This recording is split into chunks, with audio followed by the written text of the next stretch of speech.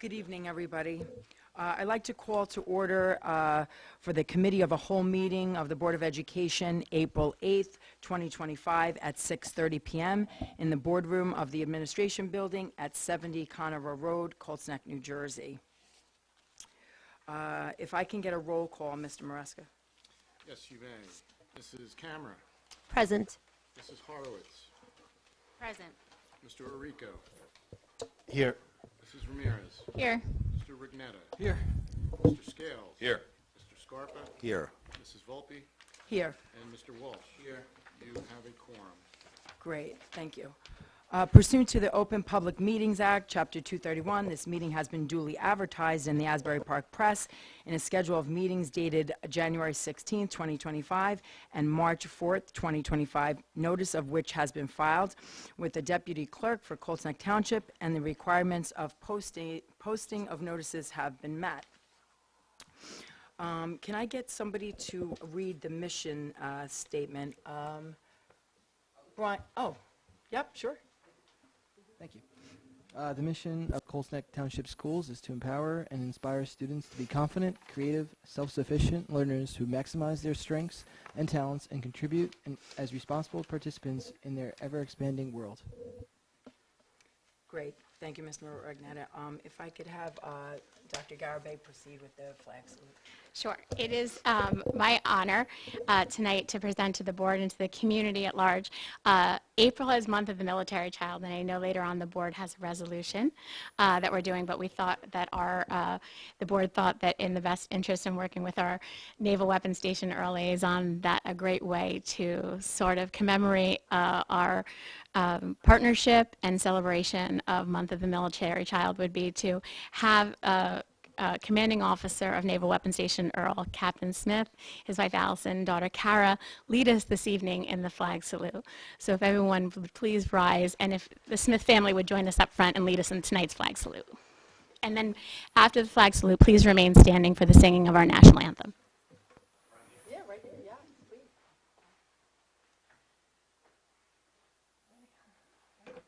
I pledge allegiance to the flag of the United States of America and to the republic for which it stands, one nation, under God, indivisible, with liberty and justice for all.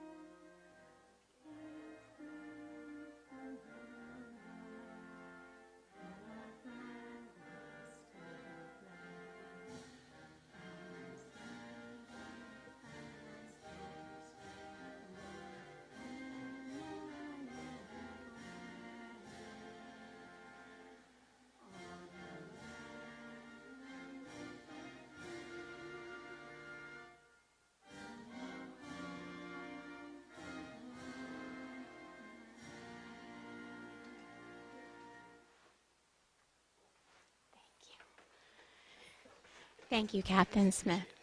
Thank you. Are you going to stay for the proclamation? What's that? I looked at the agenda. No, you know what? We will move it up right now, just for you. Executive decision. Yes, Executive decision. I will certainly not want you to miss that, okay? Yes, okay. I am going to ask Mr. Brian Scarpa, since you're one of our liaisons, Jessica will be speaking at the breakfast on Friday, so I'd like to appoint you to read the proclamation this evening. Thank you, absolutely. And may I leave too with you afterwards? Because I would love I too looked at the agenda. I'm like, oh, please. But thank you very much. This is an absolute pleasure. Proclamations like this are what the Board of Ed stands for, and we are most proud to speak about the April is Month at the Military Child. So thank you very much for your presence today, and it's with great honor. Be it resolved that the Colts Neck Board of Education hereby approves the following resolution.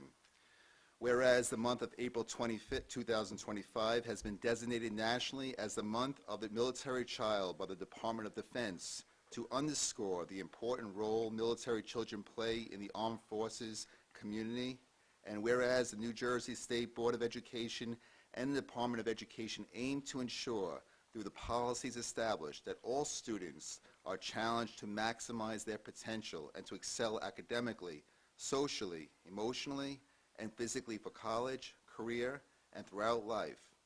And whereas the New Jersey Department of Education encourages school districts to provide support to children of service members as they transition between schools to address their distinct needs and prepare them to graduate as well-rounded citizens.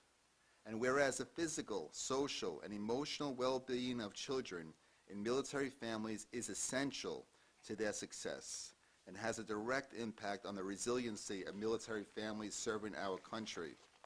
And whereas these efforts and supports can improve the lives of military children and help pave the way for future generations. And whereas it is both fitting and proper that special recognition be given to ensuring military children feel safe and supported in our schools and communities so that their parents can focus on the challenges and missions they face in the line of duty. Now, therefore, be it resolved that the Colts Neck Township Board of Education recognizes April 2025 as the month of the military child in New Jersey. Great, thank you, Mr. Scarpa. Captain Smith and your lovely wife, Allison, and your beautiful daughter, Kara.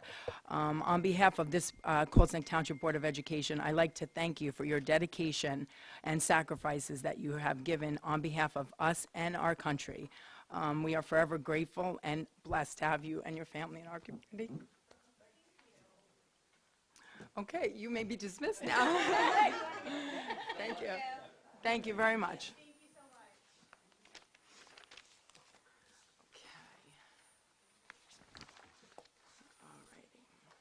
Okay, now let's move on. We are on the, yeah, we're going to approve the minutes. Okay. All right.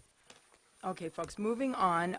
I'd like to get a motion to approve the minutes. If everybody wants to take a look, March 5th, executive, regular, and March 19th, regular meetings. If anybody has any questions or comments, you could do so now. Anybody? Okay, can I get a motion to move the minutes? Motion. Second. Jason?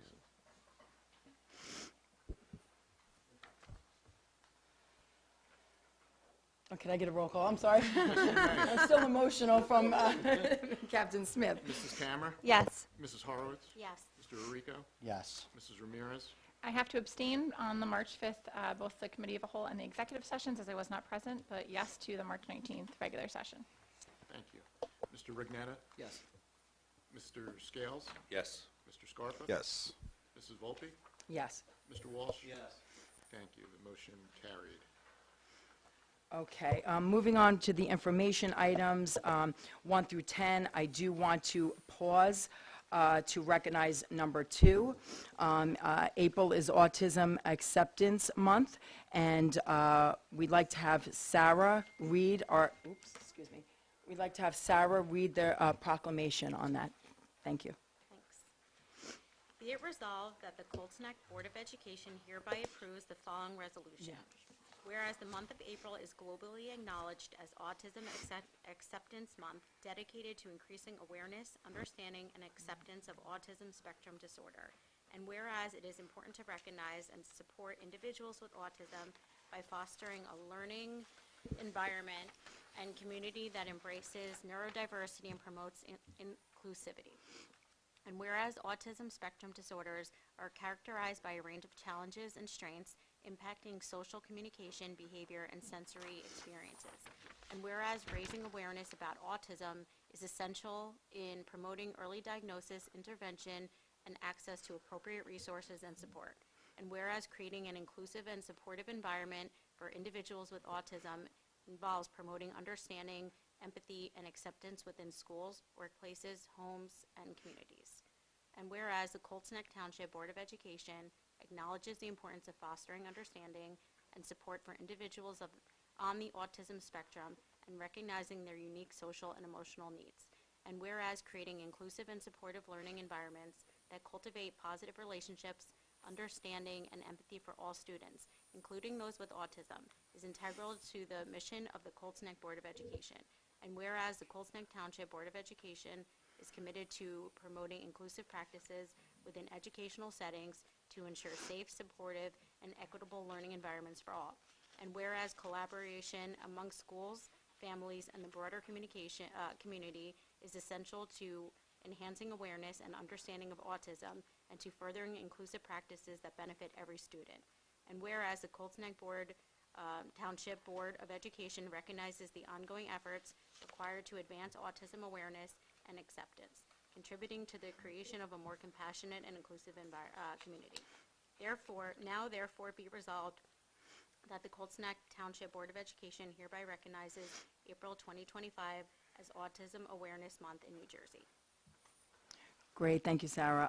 Thank you to all the board members, who participated in purchasing the shirts and wearing them. I know some of you were unable to get them on due to work conflicts, but we want to thank you for your participation. And I just want to make a statement. This Board of Education is truly grateful for all of our students in our community that hold unique traits, and we appreciate all that they bring to the Colts Neck Township School District. So thank you very much. We're going to move on to making a motion to approve those action items 1 through 10 at this time. If I could get a roll call, or if you have any questions or comments first on any of those items 1 through 10. So Okay. one question. Yeah, certainly. For number 4, evaluation. What are those evaluations? Those are Those are part of the IEP development process. They're part of the evaluations that go into students who are being evaluated for, as part of their development of their IEPs. okay. Thank you. You're welcome. Okay, great. Anybody else? Okay, Mr. Maraska, if I could please have a roll call. First and a second. Oh, I'm sorry, a motion first and second. Second. Yep, and a roll call. Yeah, roll call. Yeah, I said it's, I got to speak up, I'm sorry. Mrs. Camera? Yes. Mrs. Horowitz? Yes. Mr. Arrigo? Yes. Mrs. Ramirez? Yes. Mr. Regnetta? Yes. Mr. Scales? Yes. Mr. Scarpa? Yes. Mrs. Volpe? Yes. Mr. Walsh? Yes. Thank you. The motion passed unanimously. Okay, let's see. If everybody could take note, we have one communication from March 21st. Where is the...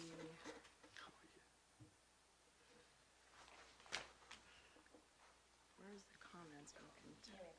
Yeah, did I miss that? Hold on.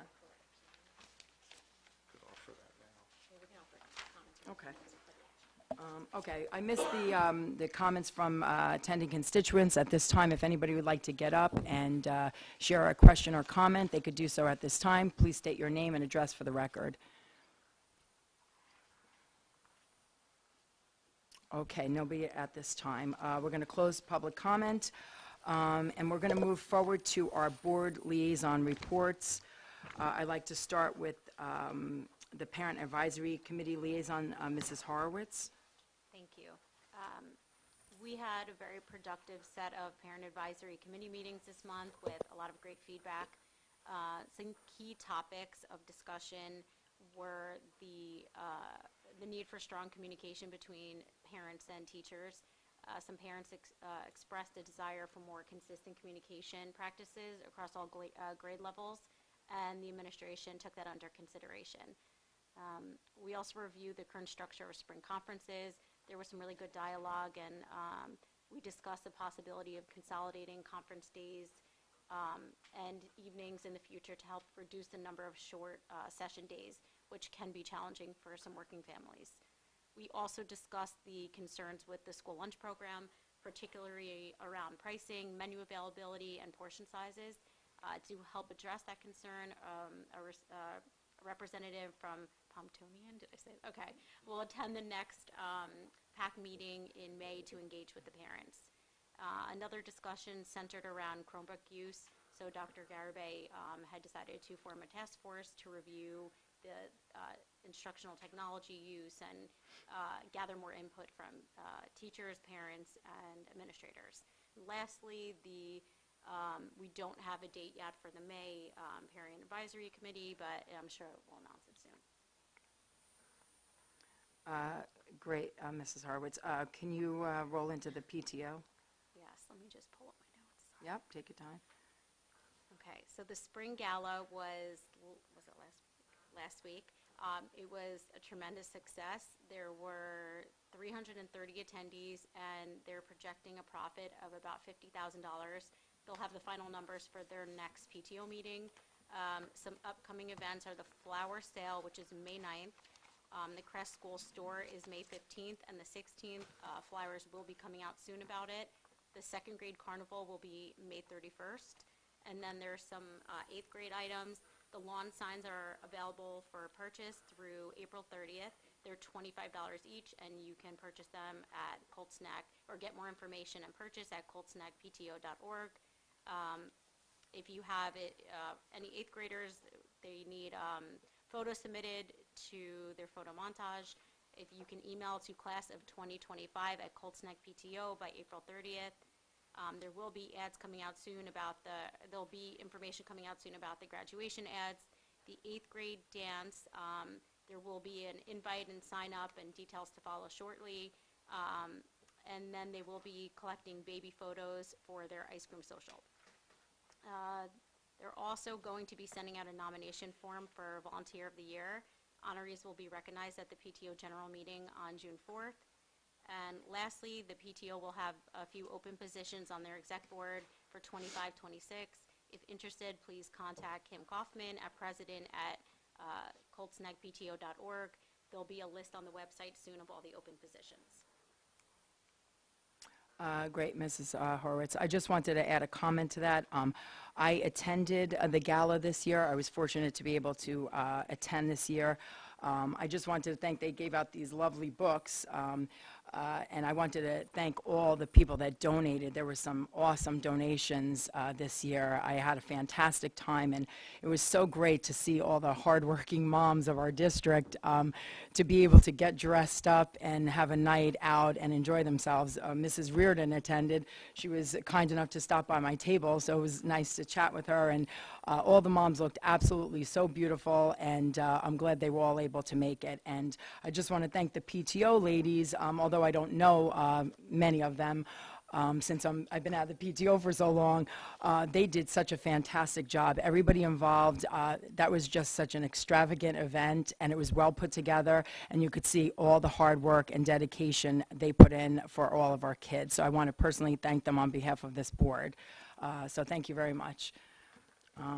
Moving on, we are going to ask Mrs. Camera to do her Colts Neck Township report. I'm sorry, newsletter, yep. Sorry about that. So the second Board of Education newsletter will be going out shortly after spring break. So be on the lookout for important updates and upcoming events and highlights from the board. That's all. Great, thank you. Mr. Rugnetta? Thank you. For those participating in flag football, if you guys practice like me and Brian do with our team on Thursday nights, there at 5 Points Road, there will be a soccer game going on the field closest to the entrance, where I know a lot of teams practice at. So just be aware of that. You might want to change your location for practice on Thursday night. And I want to give a big congratulations to the elementary school's choir and primary school's choir and the elementary school's band for a great performance last Tuesday. My son was in the band. He did great, and everyone did great. They sounded so amazing for their ages and from where they are for just starting out this year. Really, really impressed, and I hope they keep up with it because they really sounded great. Thank you. Great, thank you, Mr. Regnetta. Yeah, sure. I just wanted to say congratulations to the Colts Neck Cougars on clinching, some of you know, the NJSIAA Central Group 3 Championship. Your hard work, determination, just bringing home a state victory, I'm just very proud of you, so thank you. Great, thank you, Mrs. Camera. Okay, moving on to the Colts Neck Township Committee Liaisons, Mr. Scarpa and Mrs. Camera. Either one of you want to report? Should have turned my microphone off. At the meeting on March 25th, Brian, Kevin, Angelique, and I attended. Mayor Buss announced that Colts Neck committee meetings will be live streamed. The township administrator provided an update on the sewage and roof issues on the municipal buildings and explained how the contractors will address these concerns, no additional expense to taxpayers. There was a special meeting on April 1st, Angelique attended, and the next meeting will be held tomorrow, April 9th. Would you like to add anything, Mr. Scarpa? Okay, great. Thank you, guys. Moving on to the Colts Neck Township Senior Liaison, Mr. Walsh.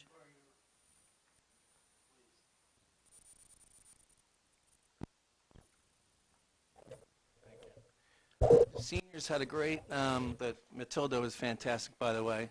I attended, and Angelique. I love going to the shows. Oh, I'm sorry, you sit next to me. It was phenomenal. That's right, Mr. Scarpa sat with us in the front row. I forgot. Yeah. So the seniors had an opportunity to attend a dress rehearsal. There were 4, but it's a start. And that word spreading amongst the senior citizens that come out and attend school events. It's a good time. You know, they really enjoyed themselves. So thank you for working that whole thing out with Dr. Rigby so we can more, engage with our senior citizens in the town. They had their meeting at the Colts Neck Inn on April 2nd. They have a big trip going to Longwood Gardens, which I love to go myself. Maybe I'll get on that bus. It's April 23rd. They have a big trip to Cape May Zoo on May 15th. And I encourage the seniors from conversations with the president to attend our meetings, hear what's going on in our school district. It's all great things.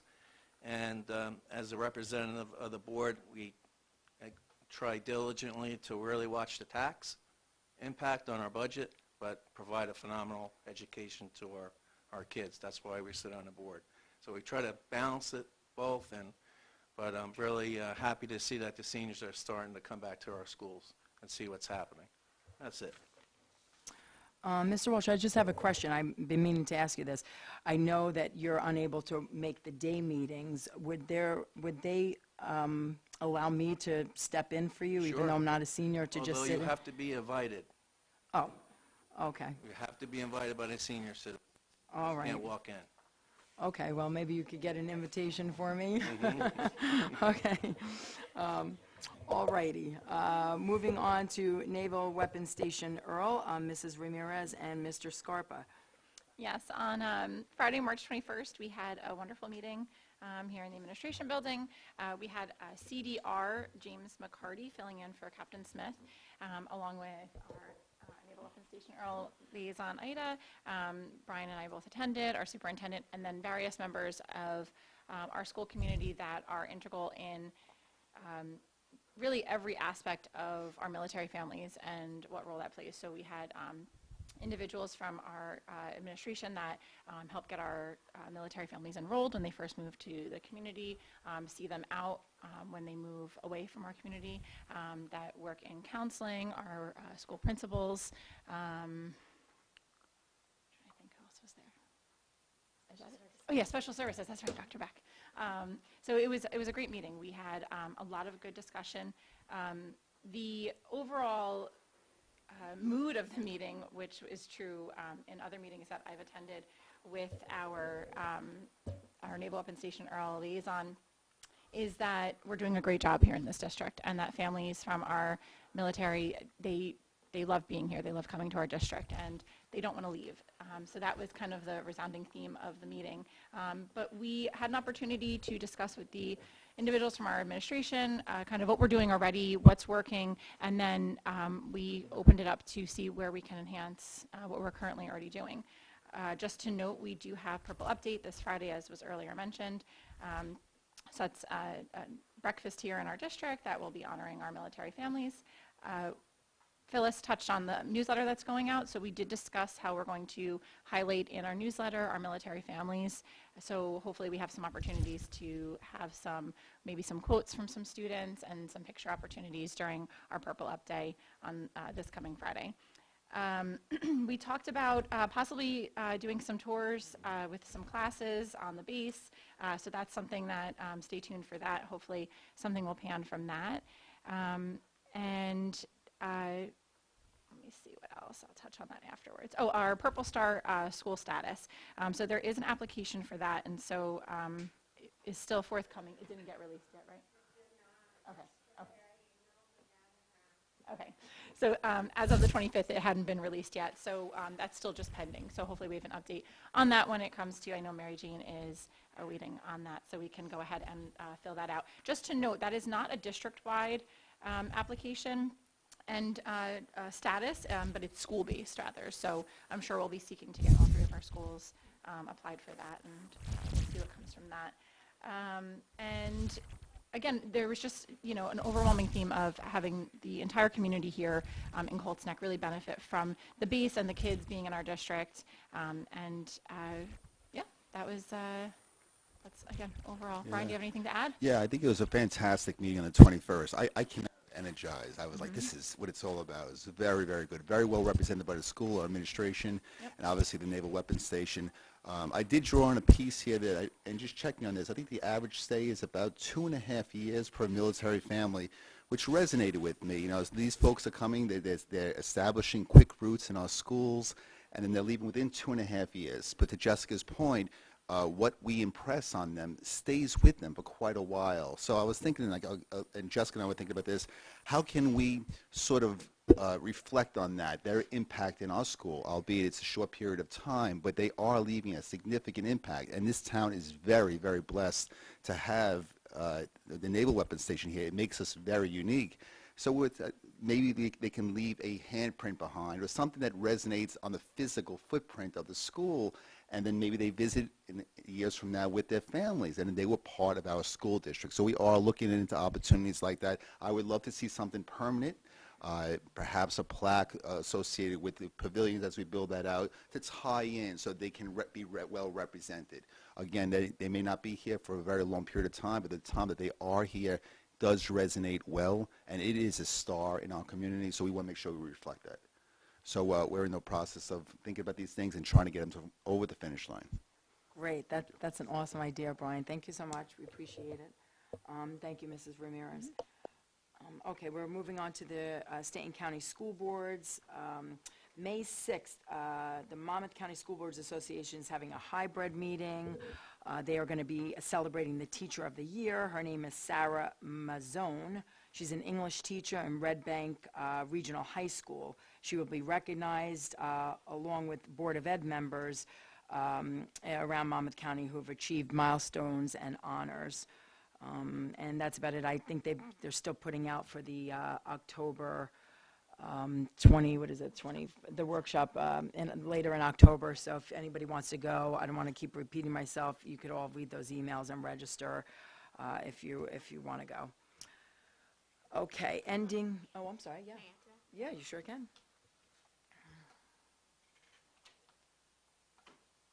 So in addition to the workshop, one of the things they can also talk about are any opportunities for training, because board members can become certified, almost like an accreditation process, as can boards in their training. That's an opportunity. So if the board wanted to pursue opportunities of trainings with our representative, or even credits that you can get as a board member at workshop, it's something that a board can work towards as well in terms of promoting their boardship and Okay, all right. participation as a board member. Okay, they're yeah, we different. certainly can So we can discuss share it. that. I could learn more. I'm unfamiliar with that, Yeah. being, only a couple years on the Yeah. board. So, Yeah. we can discuss further. Okay. Sure. Okay, we are going to actually move on now to the Committee of a Whole work session at this time. We're going to move right into the Advocacy and Government Relations. Dr. Garabay is better versed on this than I am, so I am going to actually have her lead on this topic. Sure. So what basically is there's a large mass action lawsuit that's different, law firms are soliciting for in terms of boards of education. In March of 2024, and again recently in January of 2025, our district received 2 separate invitations to join this mass action lawsuit against social media companies. And in 2024, Wilentz, Goldman, and Spitzer shared its intentions to file claims on behalf of school districts seeking compensation from social media companies for their role in creating and supporting the social media public health crisis facing our youth today. In 2025, this past February, we were contacted by a California law firm, which is actually where the actual mass action suit originated, to present the same invitation. The France Law Group with the board attorney, I shared with our board attorney, Chris Dasty, to get his legal opinion on it, which I included in this last week's, update. Excuse me, thank you. I'm sorry. I was looking at it and I'm looking right at it. So basically, the gist of it is that the contingency fee agreement in which the law firms receive 25% of the proceeds. So it's certainly in the best interest of law firms to get as many districts involved in it as possible, and any proceeds that come or payments that are done as a result of the litigation is something that is would be split monetarily among all the districts who join in on this platform. So it's just something I felt that in terms of wanting to bring it to the board to see if it was something they wanted to join. Although there is no cost, it is certainly something there is a questionnaire which they said takes about 3 to 5 hours to fill out, and I'm not sure whether that's something that's district done, whether the superintendent would do something like that, or that was something I would do with our board attorney, which means it's not free. Yeah, You know, yeah. so I Well, think find out if we could exclude the attorney from it. I would rather go that route. If it's a questionnaire regarding us and our district, I don't know why he would have any say in that anyway, but, how we feel about, the social media, that's what they're going to ask us, right? It's basically about whether or not we feel that social media, the way that the algorithms and the way that it's been marketed to youth is contributing to, the mental health crisis of the nation. Or, if we feel that as a Board of Education, it is our responsibility to advocate for things that, and be part of this and say that we stand with the other, without seeing the exact verbiage of the mass action, which is another thing I'd like to see what that language says, because we ourselves use social media, right, for promoting the district and things. So I want to see what we're doing, but definitely I think it was worth certainly bringing to the board. Absolutely, yeah. And getting as much information. So I'll continue to bring information, forward. They did say in the last one, after I spoke with you, I asked about the timing. They said you'd want to join within the next 90 days about it. So, I can bring it to the next CAL meeting and Okay. just say this is where we are with it, or I can bring it in my next superintendent's report as well. And see if I can get more information about what the exact language is, and then, what does that questionnaire look like? What does it look like? I know, because that could be very pricey for 5 hours of Right. answering questions. Right. Okay, all right. Let's move on to the ad hoc Real- affordable Just housing. one question I'm about sorry. it.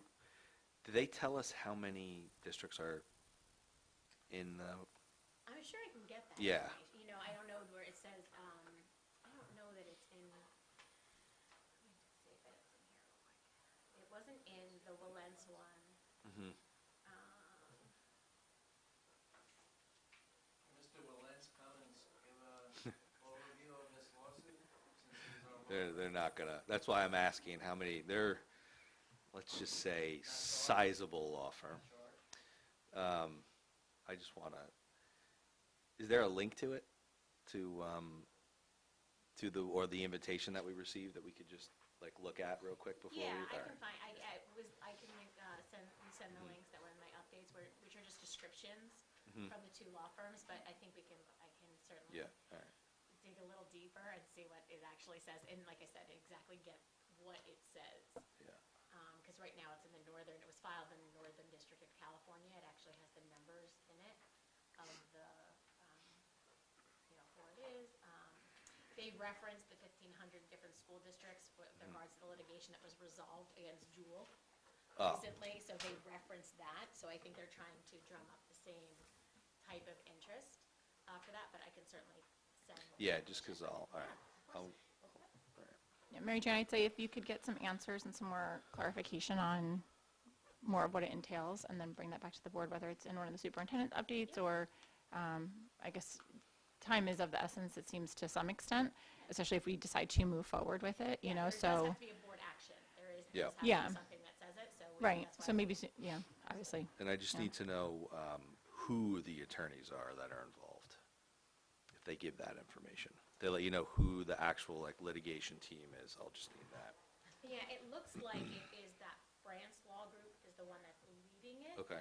But I will certainly make sure that it's there, because we also received the same invitation from Willen, so I don't know if there's contingency, like Yeah. piggybacking on each other, and they get to share that, 25% of what it is, so I can certainly, Thank you. absolutely. So to be continued. Yes. Great. Okay, Mr. Scales, can you Yeah. report out on your All right. affordable housing? Just informal. We were officially invited. So April 16th at 6 p.m. to 8 p.m. will be the first subcommittee meeting, and that will be held via Zoom and in person. So what we need to determine, obviously, we're going to be representing the board when we're there, the two of us, Mr. Walsh and I. So before we do that, obviously, we need to figure out, number one, how are we going to report back to this board from that meeting? That's number one, right? So normally we have the agenda of the meeting, which we won't get ahead of time. We'll get a couple days in advance, just like we do normally here. So we have to figure out what sort of the guidelines are going to be. And then the other number two is we just passed the other reads of the new bylaws for all the other subcommittees that we just introduced here. This will essentially have to be added to that as well. So Okay. we'll have to go back within the next, I think, our next 2 weeks or whatever, go in and write another paragraph for that regulation. But we'll need to, Board yeah. liaisons? But we'll need to know, again, how, in order for me to include language in there, how do we want to report? How do you, this board, all of us collectively, how do you want Mr. Walsh and I to report back during the COW meeting, during official formalities? We have to decide that, because that has to be listed in the verbiage, so. Well, it's a liaison, right? It's not Yeah, a, it's a it's not a liaison. committee meeting. I mean, we can do it at a regular COW meeting when we do the Yeah. liaison reports. Unless it's something pressing, then I certainly would move it up into a RAM meeting. I mean, if it's something that we have to be notified immediately, but I think that's fair. Yeah, liaisons don't need to report out minutes for anything, But so, the only thing is that, even though it's a liaison role, it's just the sensitivity of it is what I'm concerned about, because there's a sentiment of lack of transparency from that committee, from town committees and such. Again, representing the board when I'm there, what our primary focus and what I think we're really good at as a board is transparency to our constituents. So I want to make sure that everything that we talk during that meeting is reported directly to the public, whether it's from on their side of it, whatever they do, that's for them to decide. But Mr. Walsh and I, when we report back, I want it set in stone and reported back to the public officially. Okay. So that's why I want to figure out how we want to do that, because to your point, we don't, there's no formal process. I can do it verbally here. However, I would want like a write-up maybe of minutes of the meeting or something along those Okay, lines. let me to speak be to, approved. Mr. Toby had reached out to me earlier, a while back, so let me reach out to him and find out how he's going to conduct that, and then I will certainly report back to everybody. And what date's the meeting? 16th, Okay, 6 p.m. to 8 p.m. okay. It'll be at the conference room in there. I'll get the official word. I just accepted the invite this morning. Okay, all right, let me work on that. And then is there any formal action being taken during that? Don't know yet. That's Okay. the thing. So that's what I Because mean. if there is, then Yeah. if you were going to be voting in anything or anything like that, if you're acting on behalf of the board, then Yeah, there I might don't need think to be there's approval from votes, us. But that's what I mean. I don't think there's votes. Okay. However, That's just what- input, That's what they're okay. looking for. They're not Got looking it. for voting on behalf of us. Yeah. Okay, yep. okay. Okay, Mr. Scales, was that it? Did you complete everything, or did you have anything else? No, that's it. Those are just those two things. 'Cause we're in a holding pattern until we figure out sort of again. That's at step 2 of all of the work that we've done so far.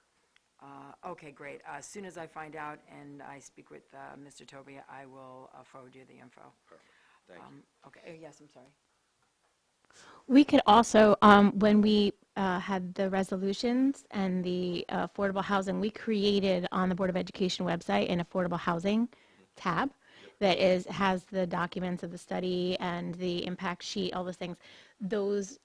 Almost seems like if it's in conjunction with the planning board, we could make a subfolder that just has that information. So if they're just if there are minutes from those meetings, we could just be putting them on there as an additional place where people could find the minutes, unless there was something you wanted to do authentically originally. Yeah, then, just as like well. a summary or something. At least that's the place where it will Right. live. Maybe just a suggestion. That's That's it. Thank Okay, you. thank you. Buildings and grounds, safety and security, Mr. Walsh.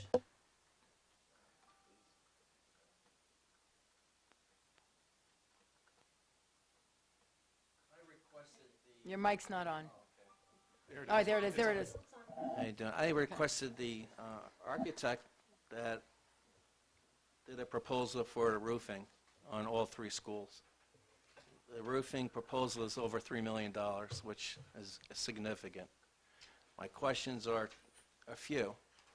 With the new solar panel installation and ESIP project, were the majority of the roofs repaired?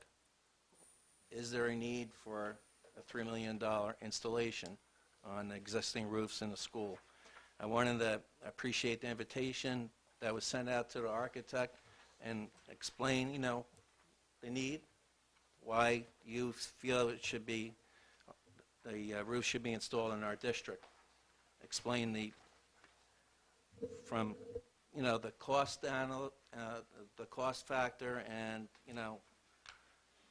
are there any ways that, short of a new roof, it can be, solved? That's,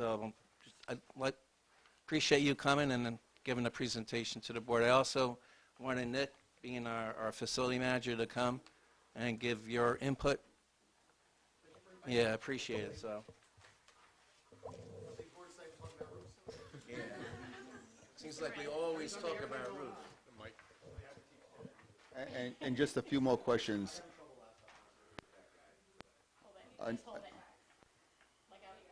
Green, we're on. And just a few more preliminary questions. I'm sure you're going to get to them. So just, obviously, there's 3 schools. We have 3 plans here, so we'll just look at Cedar Drive, just by way of reference. Can you explain, there's no legend here. Can you explain what TPO, BUR, and MOD, BIT mean? Also, go into the warranty aspects. I'm sure you're going to cover that, because, Nick, when we were on site, you did express that some roof portions were covered under warranty, so we shouldn't have to address those now. I don't see any of that being represented here. And then by my rudimentary count, according to this, it's 8 for 24, 1 for 22, 4 sections for 23, 5 for 25, and 2 for 26. And 4, 8, 9, 10, 12, 13. That's 13 sections that should have happened yesteryear. So according to these numbers, so interested in how you came up with those numbers.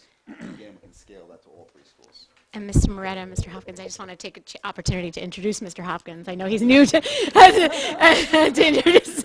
Mr. Ted Hopkins is with FBHD Architects. He's been part of our professional services for the board since I've been here, and so it's welcome and a lot of information to share, but I wanted to make sure that there was a formal introduction to you to the board as well. So, I appreciate it. Nice to see you. Nice to see you. My name is Ted Hopkins. You can call me Ted. It's William David, but we won't get into that right now. Ted Hopkins. So, you know, I've been with the district for over 10 years. A number of years ago, I brought these kind of with me. We did a comprehensive facility study. And part of that was the entirety of the buildings, including the roofs. We did not have, at that point in time, and I'm going to update that in a moment, a good handle on when exactly the roofs were running out of warranty at that time. We also did just a roofing condition study back in 2021 for the district, back in September, about 3.5 years ago. And we outlined basically a 10-year, or maybe it was 8-year look at each of the roofs and their condition. I would never say that anything that is under warranty is good. I would never say that anything not under warranty is not good. It needs to be assessed for what it is, the type of roof it is, and you know, we make recommendations as to when they should be replaced. You know, there's in my world, you can either be proactive or reactive. That is entirely up to the board, and I give them a lot of respect for making those difficult decisions based upon the amount of monies that are limited to a capital budget. I've been doing this for 30 years, and I've been at the FBHD, before it was FBHD, for that time. I became a partner about 15 years ago. Roofing is a good part of our work. We do a lot of it. My former partner, John Weiss, was a forensics expert, and he taught us what we know. And not complicated, but there are some major, you know, decisions that have to be made in order to kind of move forward with a roofing replacement. Recognize that the numbers may seem high, and I can certainly walk you through that. One of the questions you asked me was, what is TPO, BUR, mod bit, and shingles? I think I can take care of that one. TPO is thermoplastic. It's kind of a coating, if you will, over top of a insulation system. BUR is a built-up roof. It's a multi-layered old system. It's an older system. Not a lot of built-up roofs done lately. It's the one with the aggregate is on top of the roof. Small, think of it as small stones. I don't know if any of you walk roofs. I walk a lot of them. You probably don't. But they're small stones that kind of seal into the top of the roof, and kind of keeps it stable. It can flow a little bit, and you don't really have anything on, at least the first one. He asked if it was referring to a flat roof. Try it again. Those are mostly flat roofs, what you're describing? Those are, the building? yes. And flat is a relative term, Vincent, as you know. Back in the day, there were flat roofs, and the water would just kind of work its way to the nearest drain eventually. A lot of evaporation, but it worked its way. Nowadays, to meet the code, we recommend a 1/4 inch per foot slope that helps the water get to the drain faster. We also recommend, which you don't have on any of your roofs right now, an R30, which is an R value relative to what they were when they were built 15, 20 years ago, which is probably started at 15, and they're probably coasting down to about 12 or 11. I'm not giving you a lot of good R value. The code is R30 right now. So we would recommend, when we do this, to go to an R30, and that was in the proposal that I gave to Vincent. That's very important, and those two things are are highly important, and I think even for the future of Colts Neck and any roof that you would want to do after that. If you have a 1/4 inch per foot and you have R30, you're never going to have to rip the roof again. I will say that again. You'll never have to rip the roof again. R30 is the highest R you would go. After that, it becomes superfluous. An R35, an R40, an R45 gives you no better value than an R30. It's a line, I'm going to say R30. R30 is the code. I can't imagine it going any higher than that. And you do a 1/4 inch per foot, you can do certainly better than that, but I think at that point you're just basically ripping off the top membrane, whatever that may be, keeping the insulation, doing any other insulation replacement that's necessary that might have been damaged, and then just going over it again. Your roofs are not there yet. Your roofs don't have a 1/4 inch per square, a 1/4 inch slope, and they're not at R30. So until we get to that point, I would always strongly recommend doing an R30 roof with a 1/4 inch per foot slope. That's going to help the water get off the roofs very, very quickly. Two of the roofing systems that are not on here are an EPDM roof. Everybody knows that as a rubber roof. It's come a long way. It really has. The warranty is 30 years. You can get a 20-year roof, you can get a 25-year roof, but the value to go from a 20 to a 30 is almost insignificant. It's maybe 10%. It's a deal. You should take it. But a 30-year warranty is really, really good. And what that means, I know somebody would probably ask, is basically they would take care of any leak for 30 years without having to pay for it. Why? The membrane's a little bit thicker. I'll call it the seams are a lot better than they were even 10, 15 years ago. And they have confidence that it can last that long. And that's the only thing that we do if we do EPDM anymore. Rarely do a 20-year roof. And the other system that we do is a mod bit. It's a 2-ply system. That is a much more expensive system, but it is a modified bitumen. So it's a multi-layered asphaltic roof with I'll call it a fine granule top. It's a very effective roof. I recommend it all the time. I actually replaced the roof on my building, and I used a modified bitumen roof. My building is only 10,000 square feet, but that value is good. So a modified bitumen roof is good. When you start exploding to the amount of roofs that you have in your building, 40,000, 50,000, that's under the proposal, the delta can be significant. So that's something to take into consideration.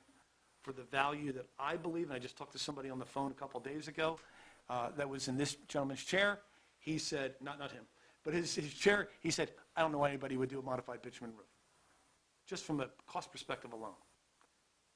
I tend to agree with that when you get to a certain square footage. I think it's a great roof.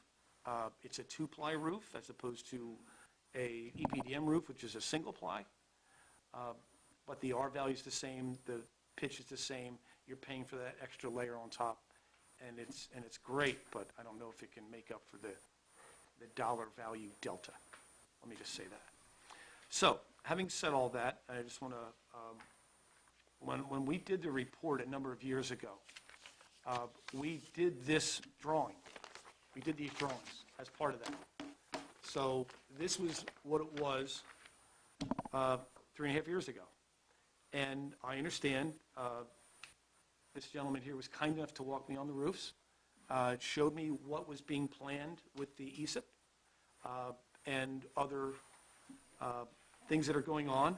And basically what you see in green is the balance of what's not going to be taken care of. So that answers the question, Mr. Walsh, what was done during the ESIP versus what's left over? Yeah. So everything in green was what wasn't done during the ESIP? Right. And the only exception to that is on the first one, Cedar Drive. Number 4 is your pitched roof. You guys did that 4 or 5 years ago, 3, 4 years ago, something like that. You guys did that. And we helped a little bit. We didn't do it, but we helped a little bit with the existing director of facilities, and you're able to take care of that under that install. Everything else that you see in green is the balance of what's not going to be done in the ESIP.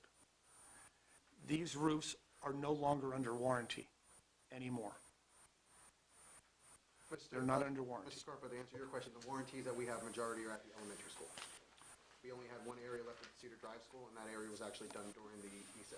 So the only Right. warranty we have left is the core of the building. If you remember, when we walked the elementary school, the core of the actual building. So that's all agreed, exactly. So we did all this as part of the ESIP. This part is, all that agreed is under warranty for 2027. So that's why when we, Correct. Mr. Hopkins, Mr. Marasco and I, we discussed handling the middle school and the primary school first, because those Correct. warranties are done. So it gives us a little time still to do the roofs that need to be done now. We still have a 2-year window until we have to get to the elementary school. Correct. How old are the roofs in Green each respective school? What are the years of the? They were all put in 2007. Well, the green ones, actually, the greens were before that. All the warranties were put in 2007. I would say, 30 years, 30, 40 years. What's that? He Sorry. was asking for the areas that are in green when they were put in. When? They were at least 20 years ago. We having leaks in these respective? Absolutely. Absolutely, And, everywhere. Yeah, and thank God we have the warranty at the elementary school.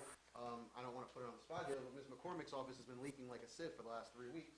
But thank God we've had the warranty come in here 5 times, and they're about to do almost a $10,000 repair as a part of that warranty, something that we would normally have to pay. Correct. In We your don't- professional opinion, and our facility, being our facility director. course. Is there anything short of putting in new roofs that can be done to mitigate this or The best thing we could do outside of putting in a new roof is doing what we did with the ESIP. You know, coming in and doing a type of, type of spray, or, like a foam spray, or a version of the roof you mentioned earlier. That's the best we could do. Is you're talking about just something, a quick fix. Otherwise, we're just talking about repairs and recoating. And then at that point, there's no warranty with that. You know, I could recoat myself. I can go buy the bucket. I can go on top of the roof. I can do it myself. But then we're just, if it leaks, I gotta hire someone anyway. So really, the best thing we can do with the roof, truthfully, is the warranty. And we are saving so much money at the elementary school with the warranty right now. It's a prime example. And I've utilized the warranty myself since I've been here at least 15, 20 times. I can only imagine the tune of how expensive that would be if we had to pay out of pocket. So green, so if you could explain that a little bit more. What does green on all these maps mean? Green means it hasn't been done yet, Mr. Scales, so that So it means hasn't been done, you're recommending it needs to be done? 100%, sir. Okay. Absolutely. It's, a majority of our roofs are all leaking. Ted saw them when he went up there with me. I mean, we're talking, Active. some of them are older, actively leaking. Some of them Actively are older leaking. than 20 years. So the whole elementary school is leaking, basically. The elementary school, thank God, the majority of the green is, actually, right now, sir, the elementary school is completely warranted, because the areas on the outside, you have solar, so those roofs were just redone, and the green is under warranty until 2027. So at the moment, the elementary school is actually completely under warranty. So green means under warranty? But it's not, No, green means it needs to be done. but it's not doing well. So green means needs to be replaced, Green But- means it needs to be replaced. but it's still under, when is it under Only for a warranty very versus short time. not? So this school has no warranty left. This school is under warranty, this is under warranty to 2027. So we Gotcha. have about 2 years left. So is there a way to kind of rejig these to show us like what sections would cost us money and what sections wouldn't cost us any money? It's the green on here. It's the green. Yeah, so the green is gonna cost, so this, all the white is stuff that we just did, so that's Yeah. under warranty for 16 years. It won't cost us anything going forward. The green is what's going to need to be replaced and what's gonna cost us money. But you were pointing to green on here and said that's under warranty, Only at the elementary school. only at the Yeah, elementary. the middle school and the primary school have no warranty. So then the green, okay, so the green needs to be done, one portion needs, You know what I think we have to do here? Yeah. Okay, I came across this through now.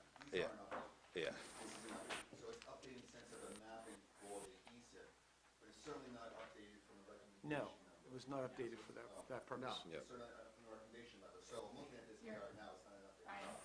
So that being said, your point where you're trying to make is here is that if you can provide us with updated documents that actually show the replacement years associated with it, that would be helpful. Yeah. You basically took an old document and you slapped on what was done by the ESIP and kept all the old numbers. I don't, It was my numbers. Again, the documentation as to when these were under warranty and when they weren't was not available in 2021. I could not get that information.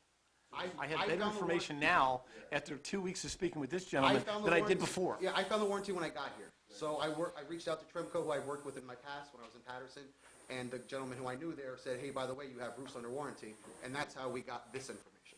Okay, that makes sense, okay, fair enough. So, yeah, a lot of these unknowns what jumps out, you know. Well, it's everything's unknown under warranty.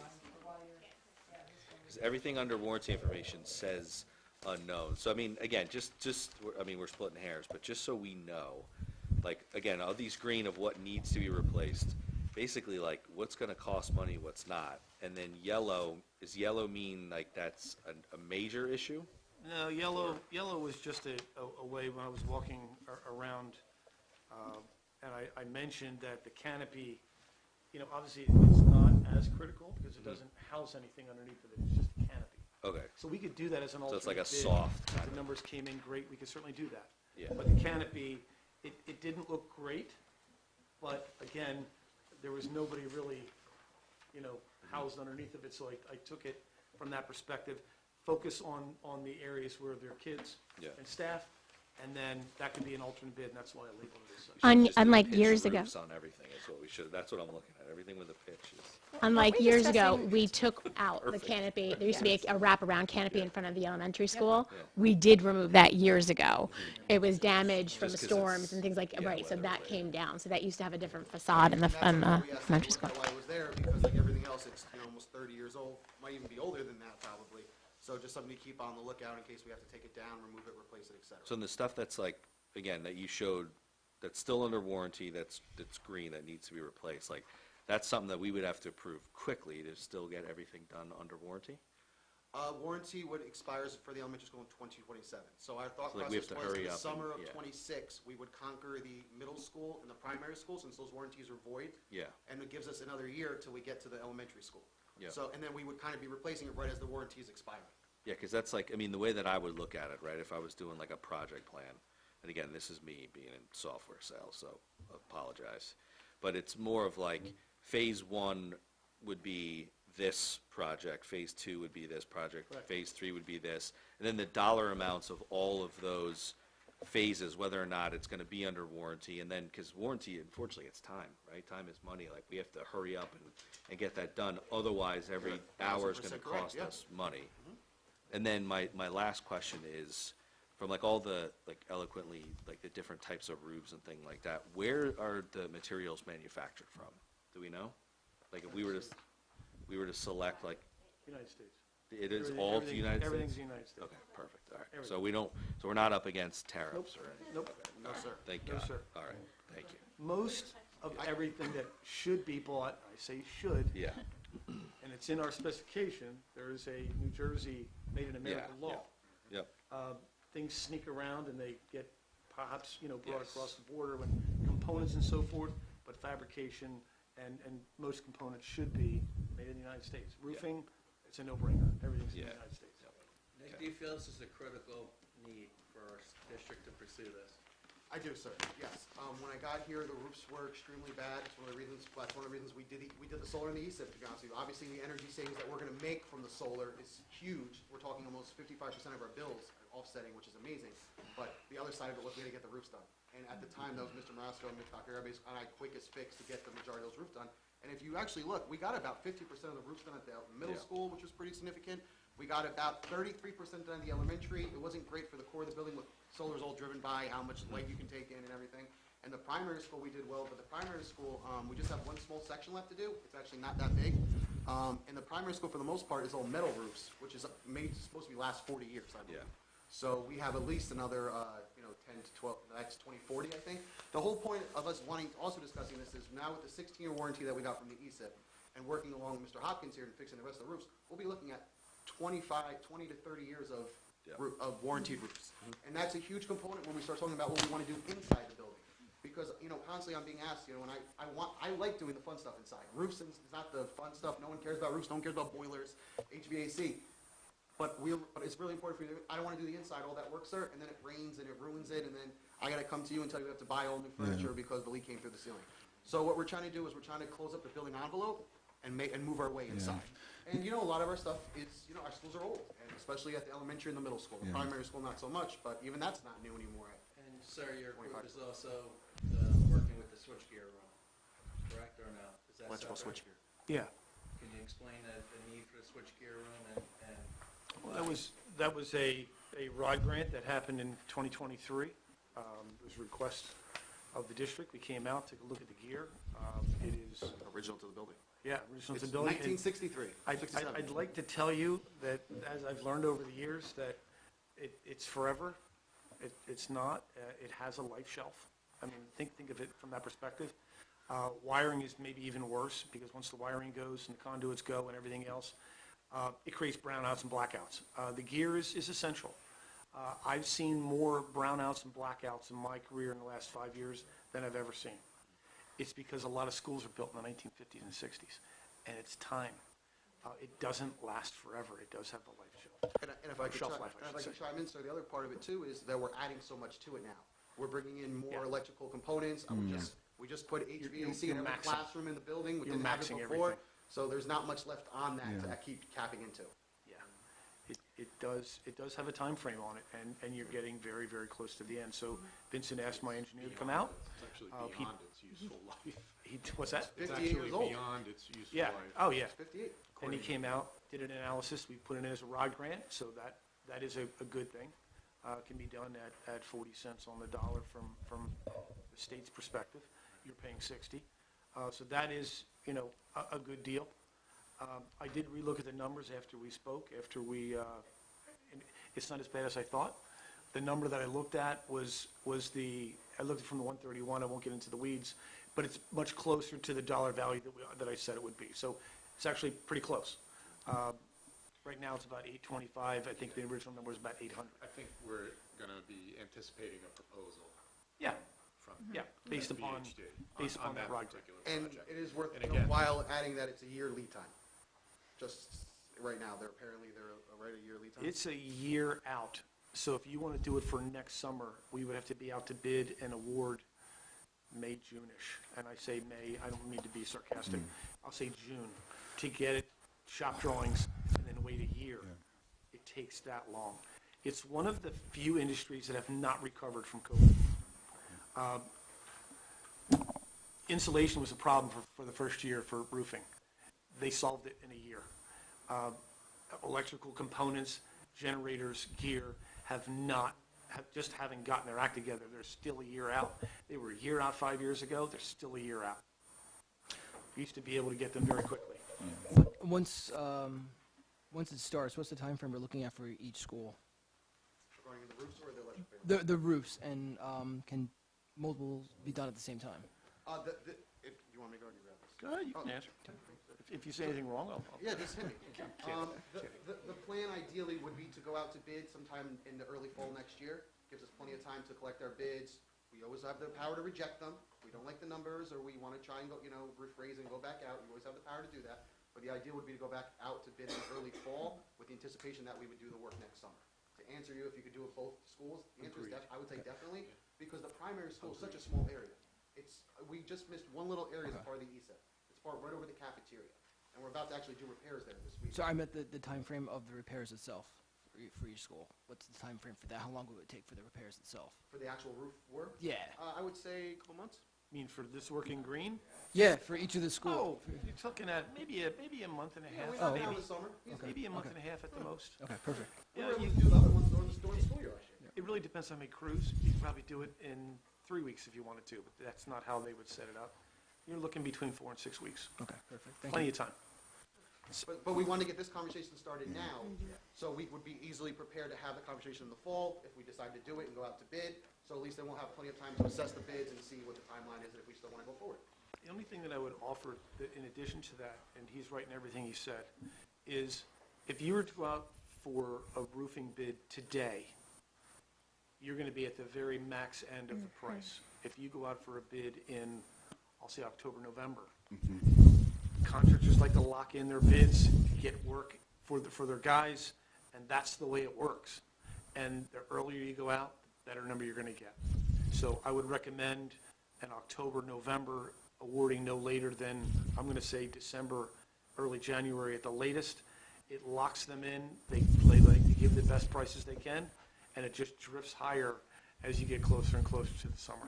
It's just the way it works. Because the summer comes, everyone realizes, I can fix my roofs, let me try to go out to bid, and then all of a Yeah. sudden, it's already gone down. Yeah, and everybody's loaded up, and if you're going to do it, they're going to take an aggravation factor on top of it, and you'll pay for that. They'll do it for you, but it's gonna have. Yeah. Gentlemen, this is incredibly important. Thank you very much for this detail, and I appreciate the way you approach, making sure it's water sealed before we do infrastructure work on the inside. Talk to us about warranties. Like warranties, go over a car sale, oh, but it doesn't cover this. Tell me, in your experience, what is warranty going to cover and what it's not going to cover? Because chances are this we'll be calling on the warranty 10 years from now, right? And like future boards are going to have to deal with it. We want to make sure we set them up right. What's a warranty? It's a very straightforward question. It's a very straightforward answer. Leaks. No, I know what it's going to cover, but like, I'm giving you the answer. If it creates a leak, Yep. they will take care of it. It's going to cover, okay. If mold, if you start to see something, but it hasn't gotten to the point of leak, they won't fix it. But if it leaks, they'll come out and they'll fix that leak. Okay, so you have to show leak. How about act of God and things like that, hurricanes and stuff like that? Does it cover that? That's what we have insurance for, I think. That's the insurance and would take insurance care of claim. something like that, Insurance? Not them. Okay, and one more question.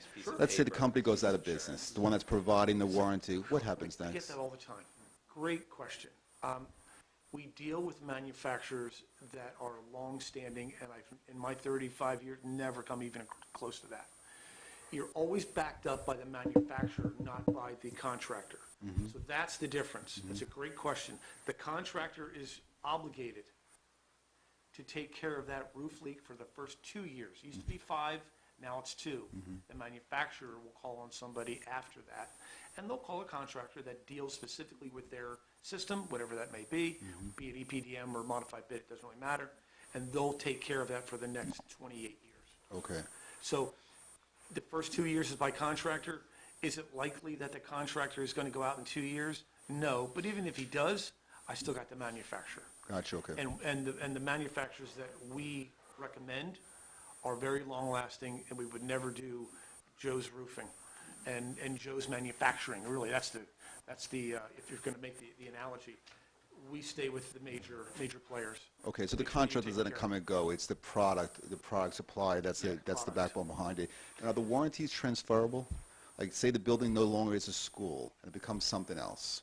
Thinking hypothetically, are warranties transferable? Absolutely. So it's transferable to, you I didn't know realize that. that? Thanks for asking. Absolutely. Okay, so it's transferable to the product, not To them, necessarily. it's a roof, it's not a building. They don't care what's underneath of it or Fair what enough, it's become. It's a roof, and they'll take care of it for that 30 years. And after, by the way, I mean, you're at the end of your warranties. Let's say you didn't do it. Let's say you're into your, beyond. They'll still come out and fix it. They'll just have to charge you for it. Of course, That's what we're trying to avoid. When I was up on the roof, I saw the gentleman stick his 2 fingers, actually 2 hands, underneath of one of the plies, and he lifted it up right in front of me. That's not supposed to happen, just so It's not supposed to do that. Which one? Which school? elementary. Under Number warranty. 4. Well, that was my last thing. I can show you where it So we have was. to hurry. I can show you where That it was. we don't Number have to 4. bid. It was Oh, over no, her, that's it was on over her warranty, and desk. they're coming every week. Yeah. So that's Not actually supposed to good- happen. That's actually a really good example. So that's an example of how the warranty is helping us. So they've had a leak in the Correct. front office in room 3 at the elementary school for a couple weeks now. The warranty company has been out 4 times in 3 weeks. I have pages of reports of they've done over 27 leak repairs, all for free as a part of the warranty. They realized recently that it's not stopping it because I'm still calling them every day. So now they're putting together a plan. I should hopefully have it soon, the next day or two. They're pretty much sounds like they're gonna coat the roof area for us because it's just too expensive for them to keep coming out and making repairs. So in this situation, we're gonna get $10,000 to $12,000 worth of work for free. On that piece. So that's, in roofs, that's my thing. Like, when we discussed the, solar, and we discussed the kind of roofs that they were gonna put on with the solar, as long as it came with a warranty, I was okay with it. Because that's when you really get into trouble, when you're just on your own with a roof leak, you call a guy out, you give him $2,500 or whatever it is, and he moves it from A to B. Water has its own mind. You stop the leak here, 3 days later, the leak is 5 feet to the right, and you can't explain how it got there. So really, a warranty in roofs, in schools, flat roofs and everything, are worth more than gold, truthfully. So, Nick, it's an excellent point. I promise you, this is my last question. No, I look please, at this I'm enjoying this. This is good. as a shared service opportunity, because you look at this, it's green and white, right?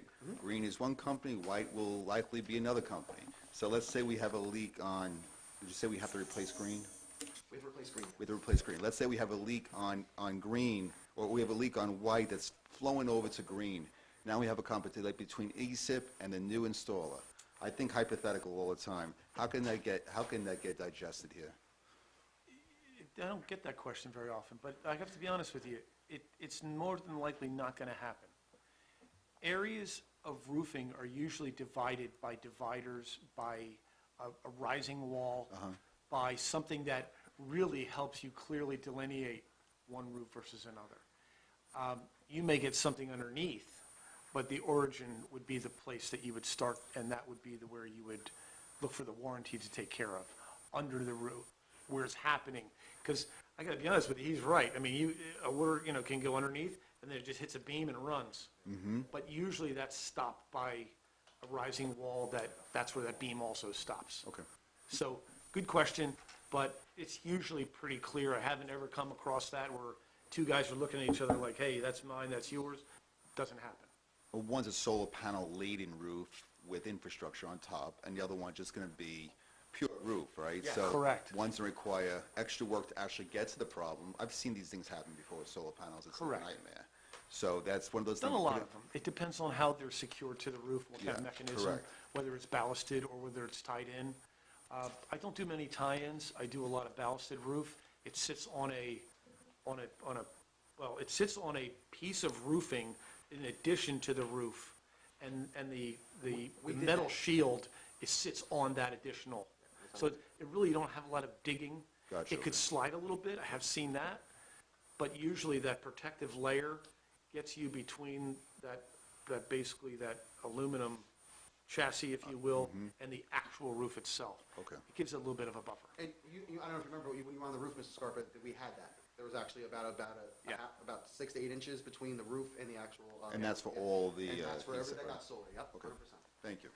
I just want to call out too, what Vince and I just pulled up the 2022 report that we had in the roofing study, which we were looking at, and the recommended years that were in there. So we can reshare that. It's in the share drive, but we'll put that out to the board again in the update. So you can see, like, for example, if we're at the elementary school in the floor plan, in where we're looking at 9, on the piece of paper in front of us, 9 and 10 were recommended in the 2022 study to be done in 2022, that summer.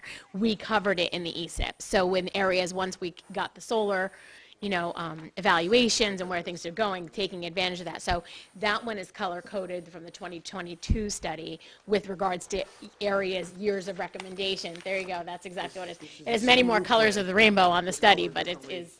And again, it was a projection from 2021 as to whether, which roofs would be done. Some roofs are going to do better over years, some roofs are not. Some roofs get worse in a very short amount of time. So it was a projection, but thank you, Yeah, it's so, but for the sake of this conversation, adding in the warranty information, the known, whatever is known at this point in time. Yeah, absolutely. Yeah, We can do perfect. that. It's also worth noting that with the warranty, it's also extremely important as far as, I'm trying to word this nicely. Yeah. The best part about it, truthfully, is, sir, is that there's a nice pass from one person to the next. So, like, hypothetically, if I ever leave, or, whatever the situation is, it's much easier for the next people to just pick it up. Like you were saying earlier, leaving the next board with something easier to take over. It's a huge headache to leave for the next board, or the next facilities manager, or the next anyone, to not have to worry about roofs. Because that is always the biggest hit. I know the number is shocking, and it is high, but I don't want to be that guy, but 4 or 5 more years, it's going to be almost double. So that's a nice thing, too, about going out to bid now. It locks us in with pricing for a project that we're not going to do for almost 2 years from now. I have one more question. As far as the warranty goes, let's say the roof leaks and it causes damage elsewhere in the building. Does the warranty cover the repair of that other damage? How does that work? No. It's really just the roof. Just in my the roof. experience, yes. And the other part of warranty, too, is you can't touch it.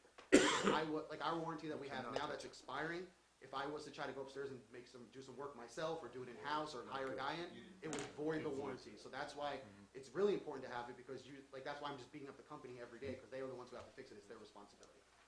One of the things that we do is try to mitigate that for you and provide the best systems and also some of the best service that will come out. And we know who they are. We've been doing it for a long time. I know who the good companies are that will come out that day, or let's say early the next day. He makes a phone call. They're out there right away. That's a company that's really good, and you want to have as your part of your team. If I call them and give it like they ask for level 1, 2, or 3, if I say level 3, they're here the next day. And that's extremely important in moves. Where are most of the leaks in Cedar Drive? Were they in the gymnasium? The majority of the leaks, these actually are not the gym, sir. The majority of the leaks are in the top right corner near the music room, that area. You also have a lot of leaks in the 8th grade commons in the back. The 8th grade commons was built in '98, so it's almost, I guess, 30 years old at this point. But the commons have a lot of leaks in the back left. And currently, there's a lot of, I'm actually about to do some repairs on Friday. We have leaks over the art room at the middle school. They're pretty bad. Mr. Miranda, I just have a concern. Are you guys monitoring mold growth from all these Of course, leaks? absolutely. Because that is a serious issue, especially with children, breathing issues. It could cause a number of health things. So I just want to make sure that we're on, that one issue is the leak, but then, okay, I'm a big yeah. health and safety guy. Health and safety is always my first priority. Okay. I'm indoor quality. I can do my own testing, so yes. Okay, great. I just want to make sure that the kids are being, yeah. No, it's, Okay, I perfect. always, yes. Yeah, thank you. Okay. In fact, I appreciate you saying it out loud. I used to say the M word. We do. We actually don't No, we never actually, like, you never go in the hallway and hear someone saying. You don't want to mention mold to me, but. The M word, yes. Okay. It's like asbestos. It's the A word. No one actually says asbestos. It Yes, freaks everybody out. yes, So, yes. okay, great, I appreciate, So it's like Voldemort, as he said. You just don't say it. You just don't say it. okay, great, thank you, as long as you're alerted to that, Of course, terrific. absolutely. Okay, is there anything else, Mr. Walsh? Yeah, Wealthy and a great presentation. I have Sure. Mr. Presley to do the roofs for our district. We'll clean up the charts for you, we'll get it back to you. We'll update everything accordingly. And again, to echo that, there was a lot of questions, but it means a Brian, lot your to mic, us. I'm sorry, I just want to make sure that We're the going to public. replace the mics. Yeah. Okay? I think to echo it, there's a lot of money on the table, there's a lot of responsibility. We'll make sure that we're taking care of this the right way, and we take our role very seriously, so we appreciate the time, due diligence, and exchange for back and forth, and there will be more questions. More importantly, Always. our kids are underneath the Yeah. roof, so. Absolutely. Yes, of course. Make And sure it's listen, squared and there's away also here. ways to, it's a process, right? So if we don't still want to do it in 2 years, you do it in 3 summers. Yeah. But the whole point is that we do it accordingly enough that in 20 years from now, 30 years from now, it'll be the same process again. The people taking it over will see the warranties expiring, and they could start off at Cedar Drive, primary, and elementary. So that's really what we're trying to do. If somebody were to ask me, to your point, what would be the most important thing you can do to your buildings, there's 2 things. You're taking care of it with the HVAC and roofing. So you're protecting the whole, that's where 90% of water is going to come into your building. You can't get some through windows and some through the walls. That happens. Roofing is a major piece. So I would say that and HVAC. So And- you're doing the right thing by looking at it. And our buildings are our areas of solace, right? If we ever had a serious issue in town, everyone's going to use the schools. That's why we have the generators, that's why we have everything ready, right? That's where people are going to come. It would be I would hate to have everyone come there because of this, everyone can't go home, and it's just leaking everywhere on top of everything else. So it's also a good thing because we don't have, areas, we don't have a PAL in town. We don't have, there's no rec building. It's us. We're everything in this town. Schools. We are the most valuable asset in this district is our schools, and this town. Make Any sure other, you any use other your- questions? No one's Any gonna other be able to hear what questions? you're Happy to saying. answer questions. Any other questions? I think we can move on, yeah. We appreciate the presentation. Thank you both, yeah. You're welcome. Thank you both. Thank you. Thank you. Thank you. Oh, thank you.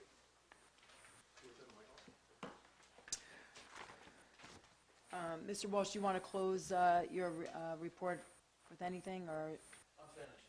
Okay, all right, thank you. Okay, we are going to move on to curriculum. Mrs. Camera, if you want to start with that, please.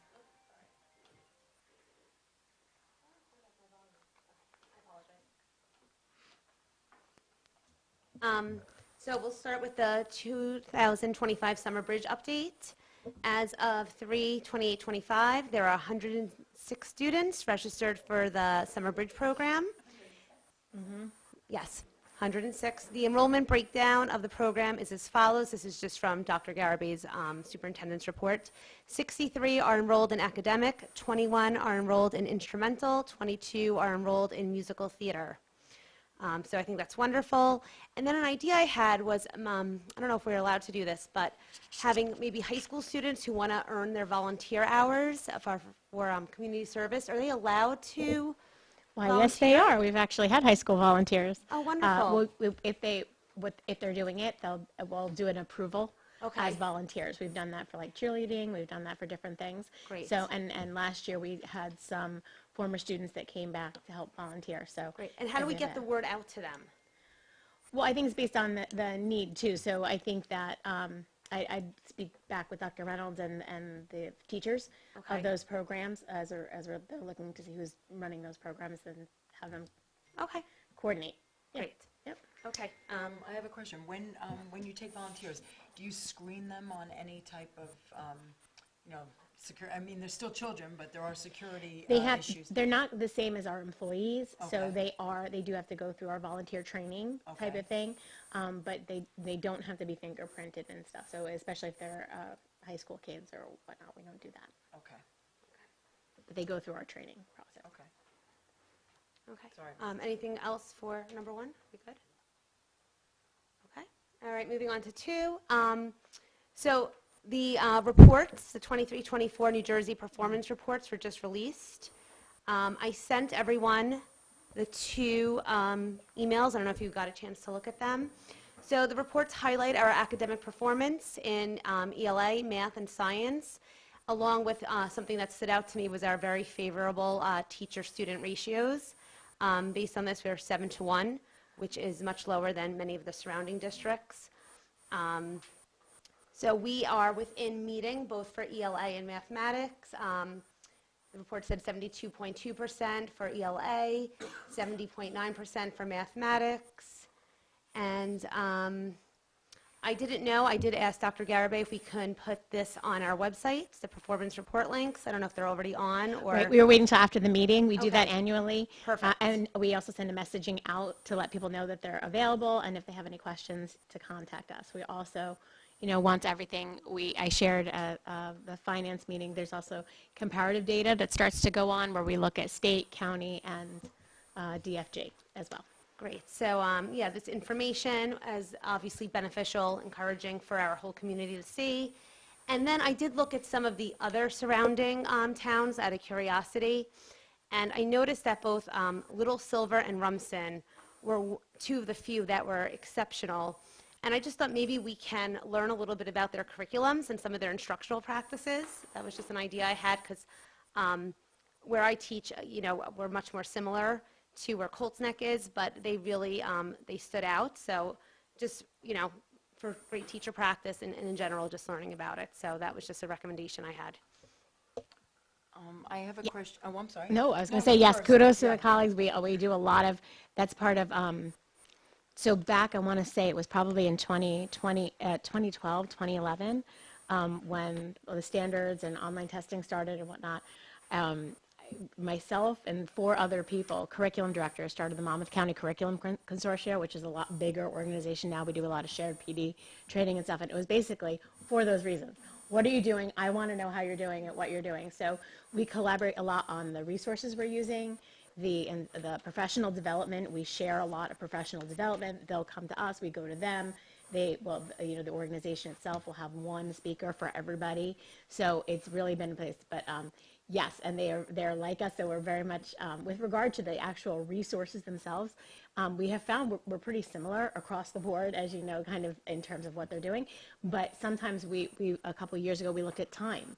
Looked at what's the time allocation for language arts. We made some adjustments based on time and feedback that our then literacy coach did a full dive in with time research, with being able to see how much, there's recommendations from the programs for the amount of time that you allocate for the implementation of things. And we want to make sure that if we're implementing and adopting curriculum and resources, that we're also implementing them with fidelity and the amount of time that's needed for them.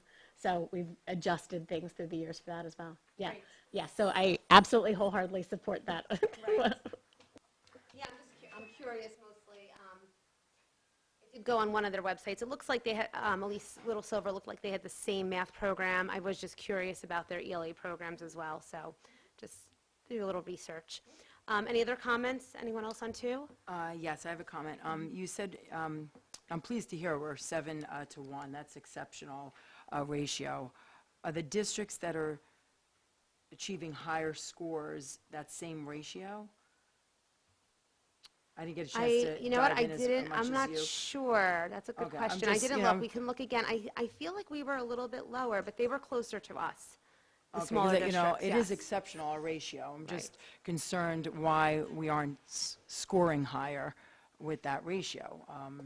You know, I wasn't really impressed with the scores that I saw. You know, is there, you know, way, I mean, I know she mentioned the programs are the same.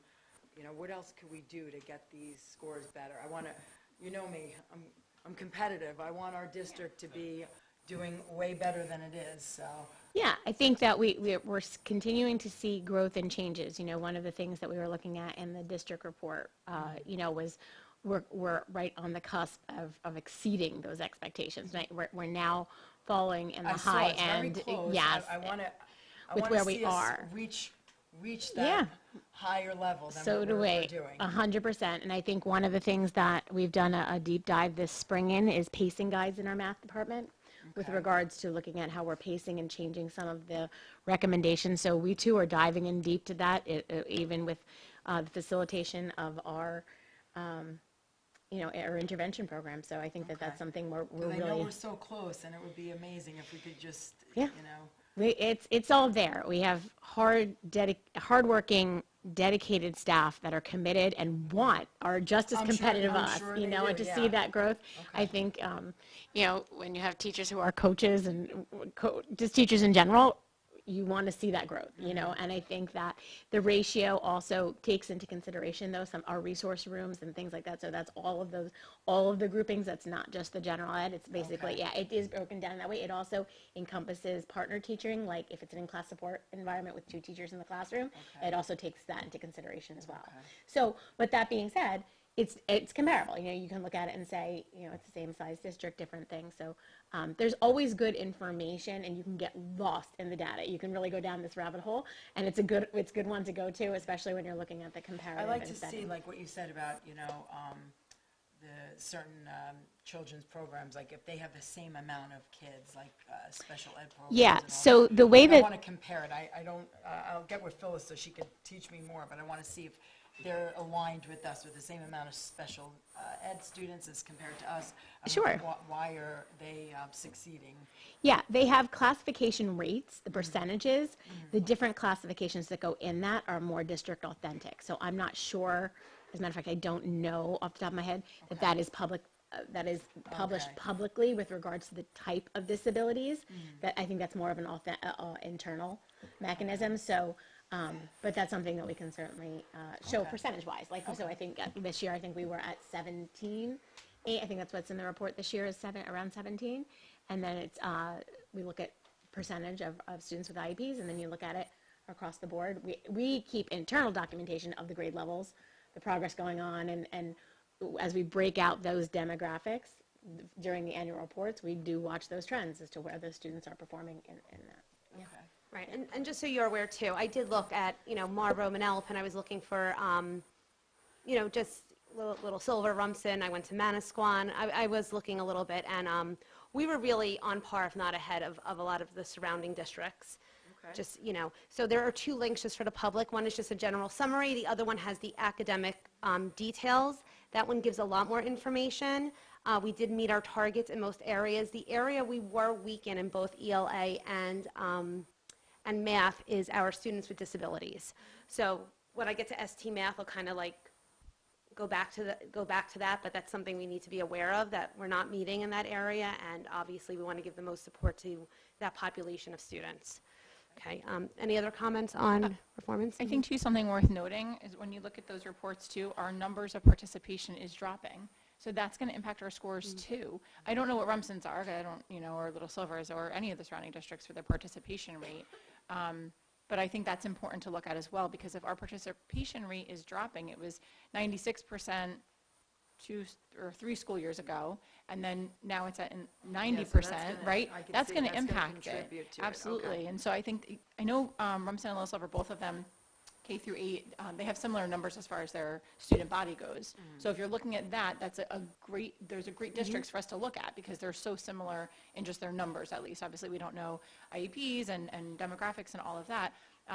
But yeah, if we don't have the participation, then our school scores, just by nature of that are going to be lower if we don't have as many people contributing to it. So something else just worth us considering. A little PSA. Yes. The more you know. Number 3? Yeah. Okay, Dr. Reynolds sent a letter on March 28th about the NJSLA testing schedule and policy. I'm assuming that's posted on our district website. Wonderful. So it just goes over the dates. Grades 3 and 8 ELA is May 6th and 7th.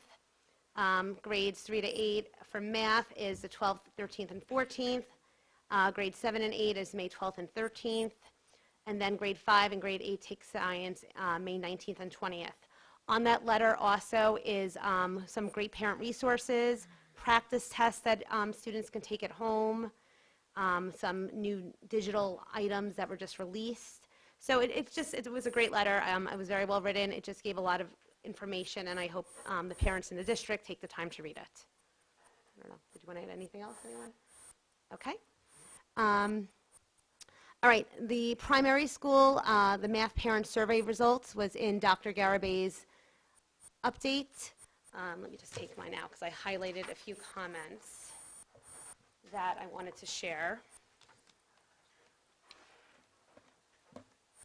Okay. So, start from the beginning. Okay, so overall, starting with the youngest, our looks like our kindergarteners, our first graders, they just need minimal help with the parents, so I thought that was wonderful. 61% are using the homework practice book for the student additional practice for homework. They are comfortable with the additional practice book, and their children are understanding. Mostly it was like 3, 4s, and 5s, so again, all good statistics. The data I liked was that most parents felt that their children had no problems using, though, the online Savvis resources, and that contains what's called visual learning and another look videos. So if they need to reteach, they can.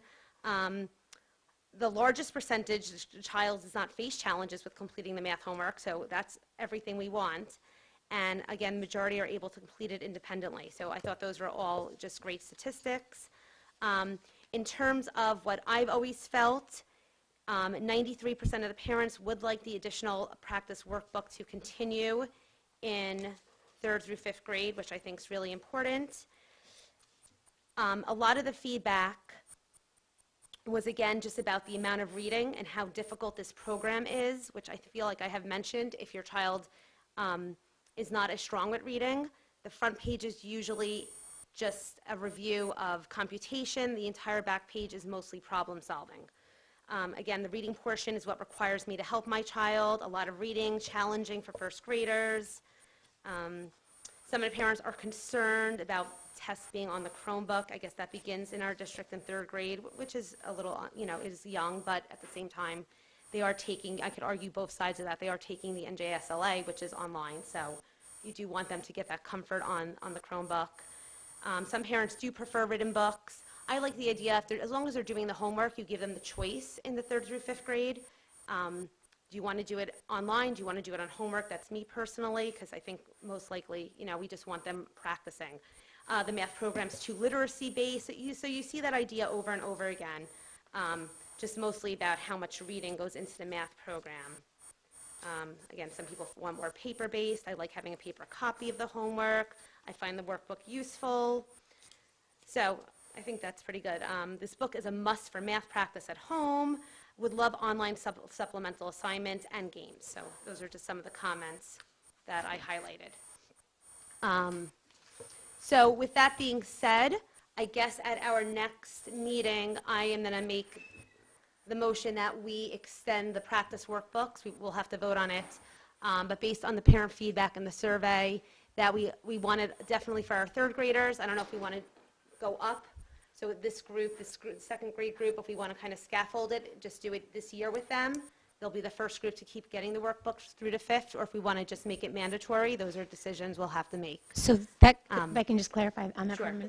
a minute. That's a budgetary decision. Okay. So the workbooks right now are in the tentative budget for 3, 4, and 5, the additional practice workbooks. They're in there as well as for K to K1 too, which is the only homework assignments they get. They don't get the online component, so the parents that were surveyed only have that as a point of reference, which is good because it was good finding out the feedback on it.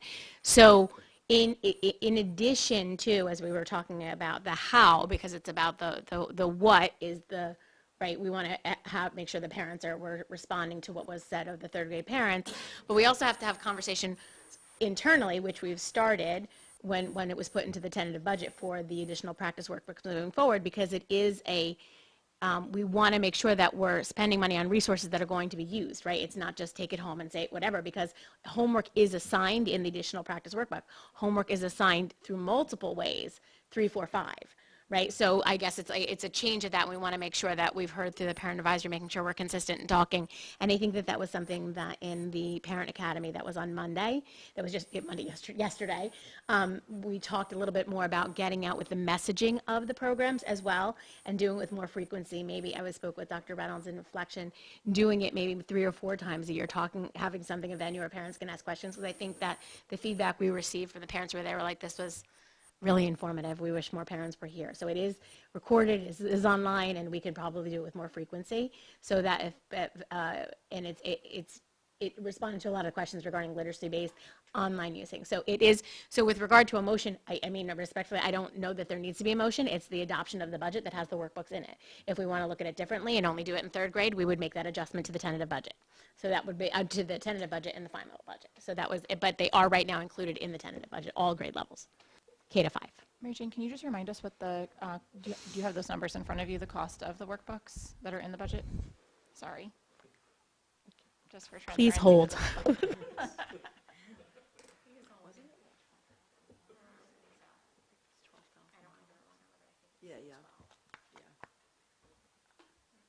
We can move on and you can come back. Circle back to that. Circle back. No pressure, no pressure. That's an important number, I think, for the public to see or hear. Right. Yeah, I did have a few other things to say about the workbooks, but, okay.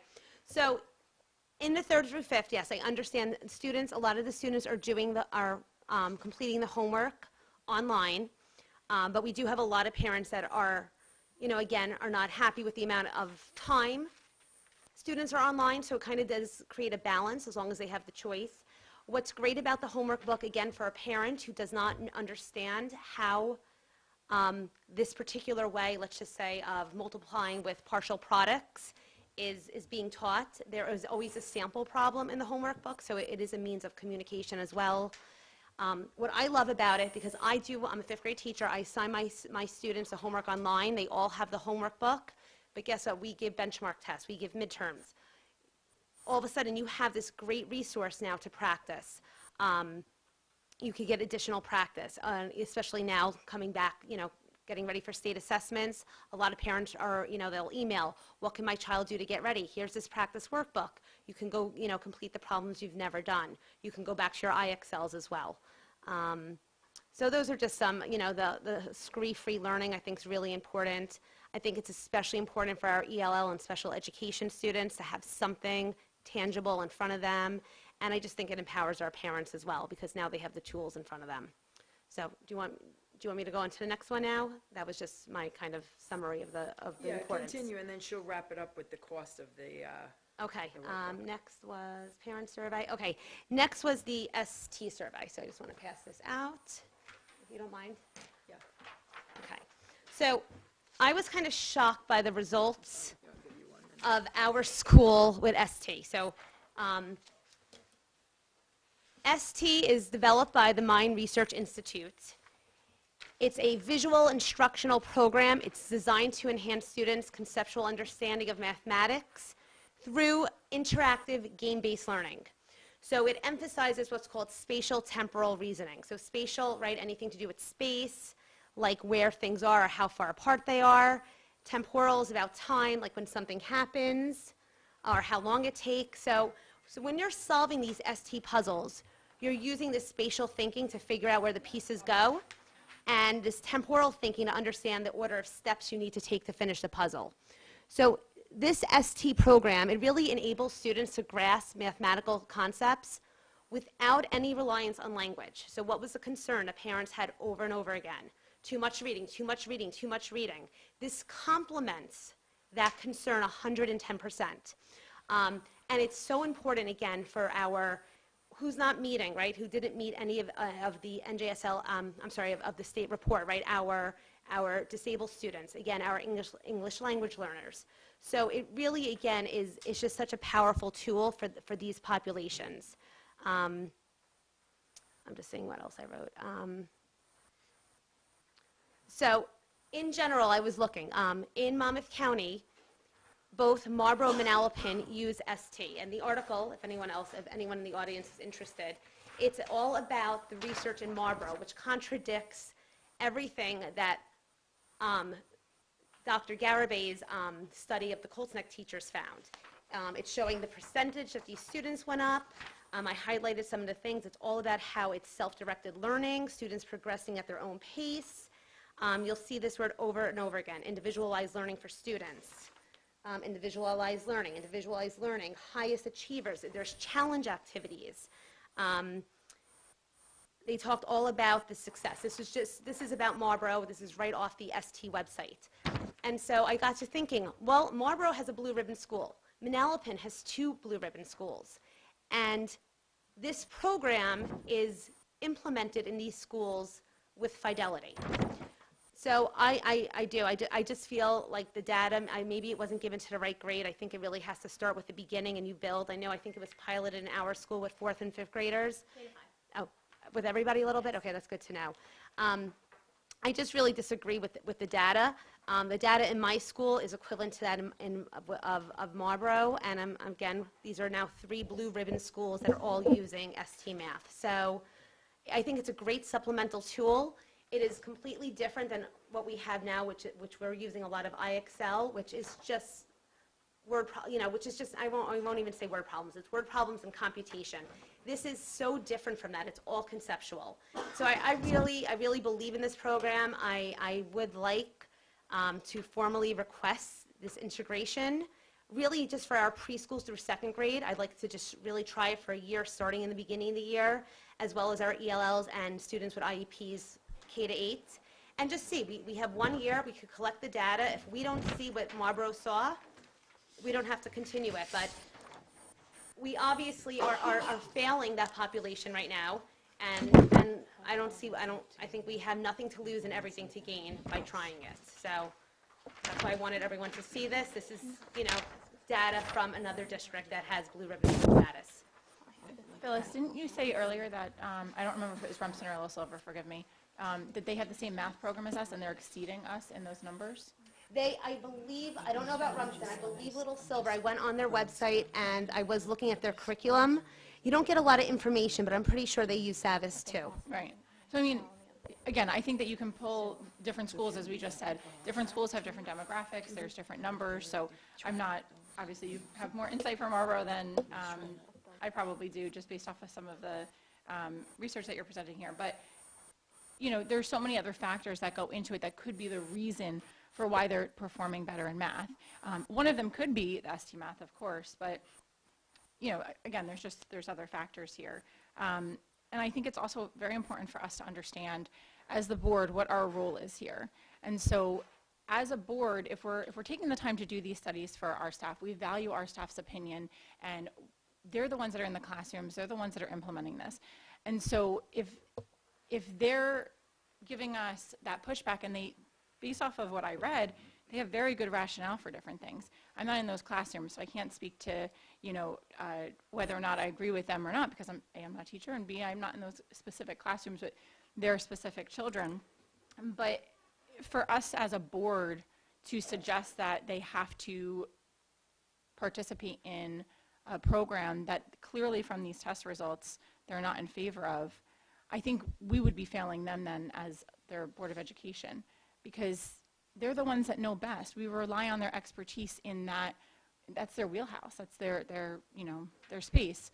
In my career, if somebody came in and told me that they think I need to be doing a very specific program with my patients, I would respectfully probably give pushback as well.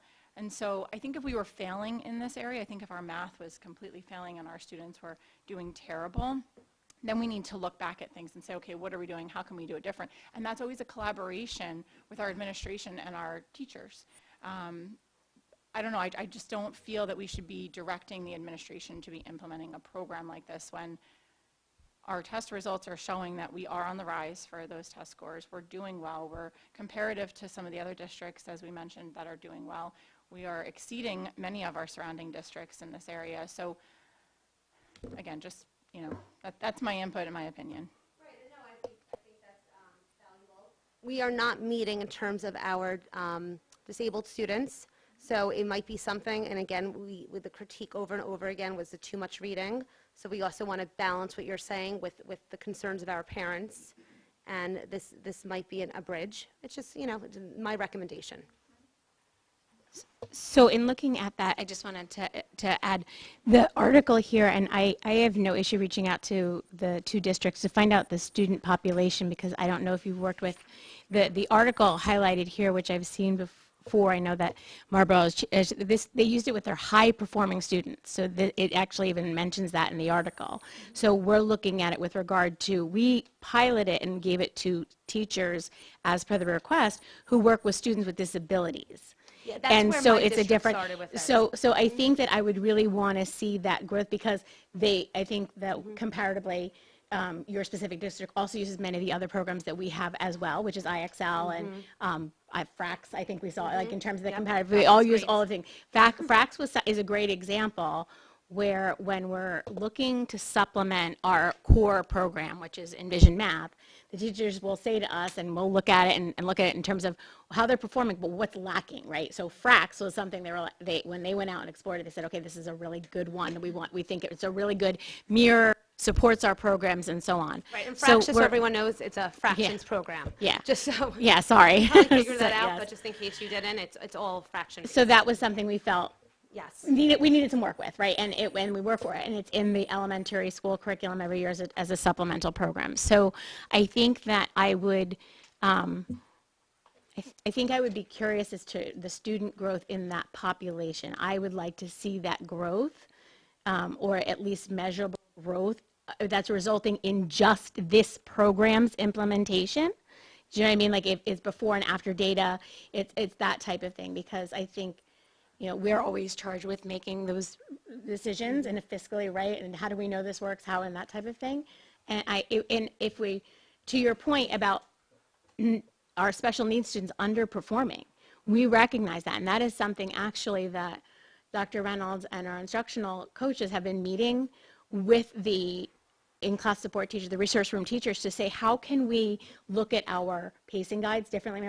Remember that, and I actually want to share that work with the board as well, to say how we are looking to focus in on those core concepts in the Envision program. And it's tedious work, but it's really good work. So I think making some changes of our programs and that type of thing. Listen, I'm always open for different ideas. I think that I just value, as we all do, sitting at the desk, the opinion of the professionals who work every day with our children. And if we want to pilot, and I included that in my report as well, the pilot cost I think it was $2,000 for the grade span, was going to be $4,000 or $4,500. So it was not a pilot. Yeah, it was about $4,500. They were not going to let us pilot it for free. So that was a free link resource that we got. That was a teacher site. I'm sure you've probably seen the free one. And they were able to try that part of it out. If we are looking to pilot, I would also make the strong recommendation.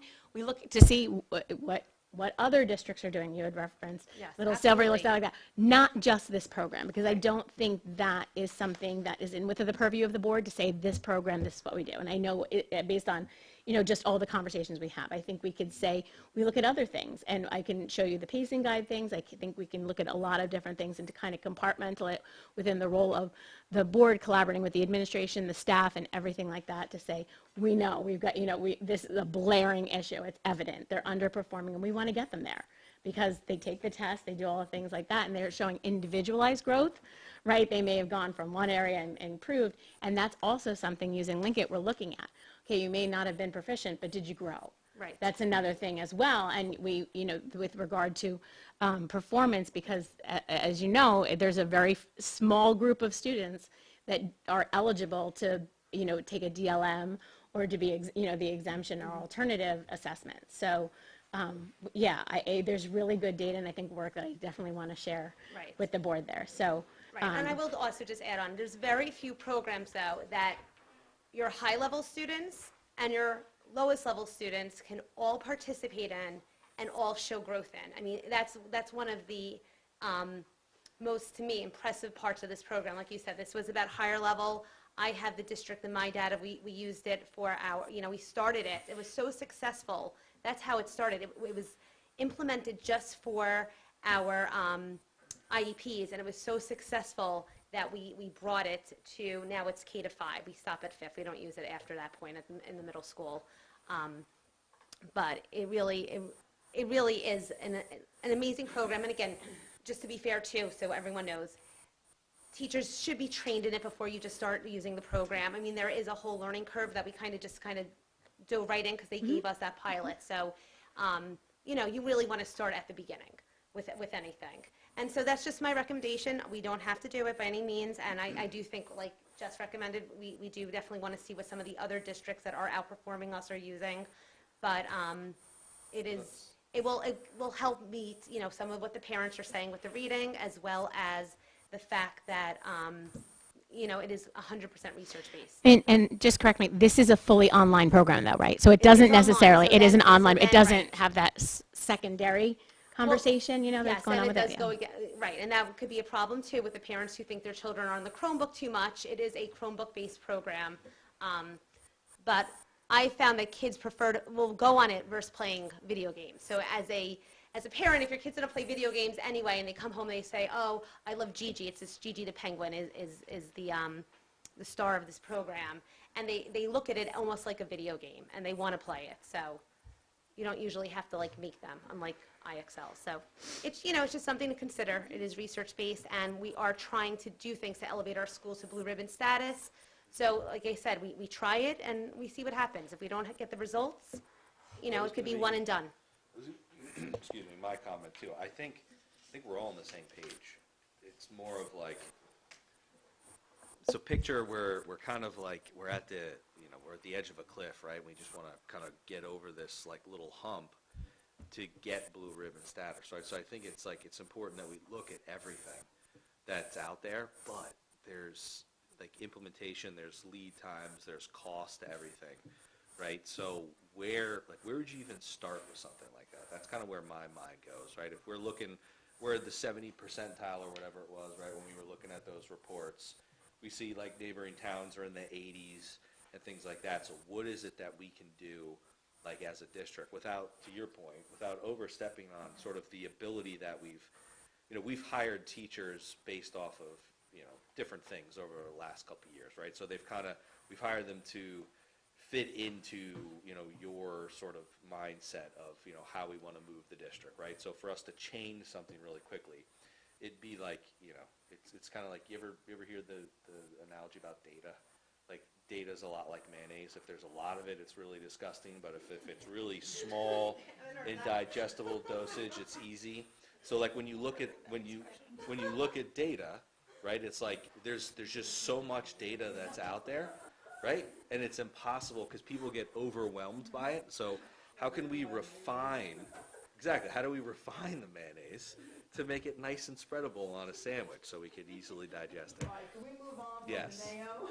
But do you, what I mean is I'm being funny, obviously. But there's so much overwhelming data. There's so many different tests that's out there. There's so many different curriculums, and we think about when we were children, when we were in education, there was really kind of there was a very clear-cut way of teaching our children, right? And that's the way it was. Where you went this way and that was that, and they're not to discount. But if we look at what the federal government is doing, right, with the abolishment of the Department of Education, it's all sort of connected, right? It's more of going back to what made the country strong. It's going back to what made school districts strong. How do we take that and then take what all the new things that are out there, not step on teachers, right, because we want them to do well, like, how do we, as a board, even start to action that? Like, is there some sort of, like, is there another committee that we do, like a teacher committee that you can go? Like, we've got a parent action committee, we've got the liaisons. Is there something that we can do without, again, overstepping your role? But is there something that we can do? Is there like a task force that can be formed to like look into something like this? Like, how do we even start to do that? So these are all good conversations. You know, I think that what is rooted in is we want to see our students better, right? We're right there. And it's even when we said, even moving the needle and getting it going in comparison. And it is about learning and seeing, okay, with what group of students is this meeting with success? Are they like our students? Is it the same demographic? Is it the same, that type of thing like that? You know, and are incomparable. If you were to say to us, okay, let's look at through the lens of special education, if we're just focusing on that demographic, which we do and we should be, continuously, I think I'd like to show the board what we are planning on doing based on the conversation, what we are putting in motion with regard to the pacing guides and the different structuring that we're doing for our for resource room, ICF, those type of things.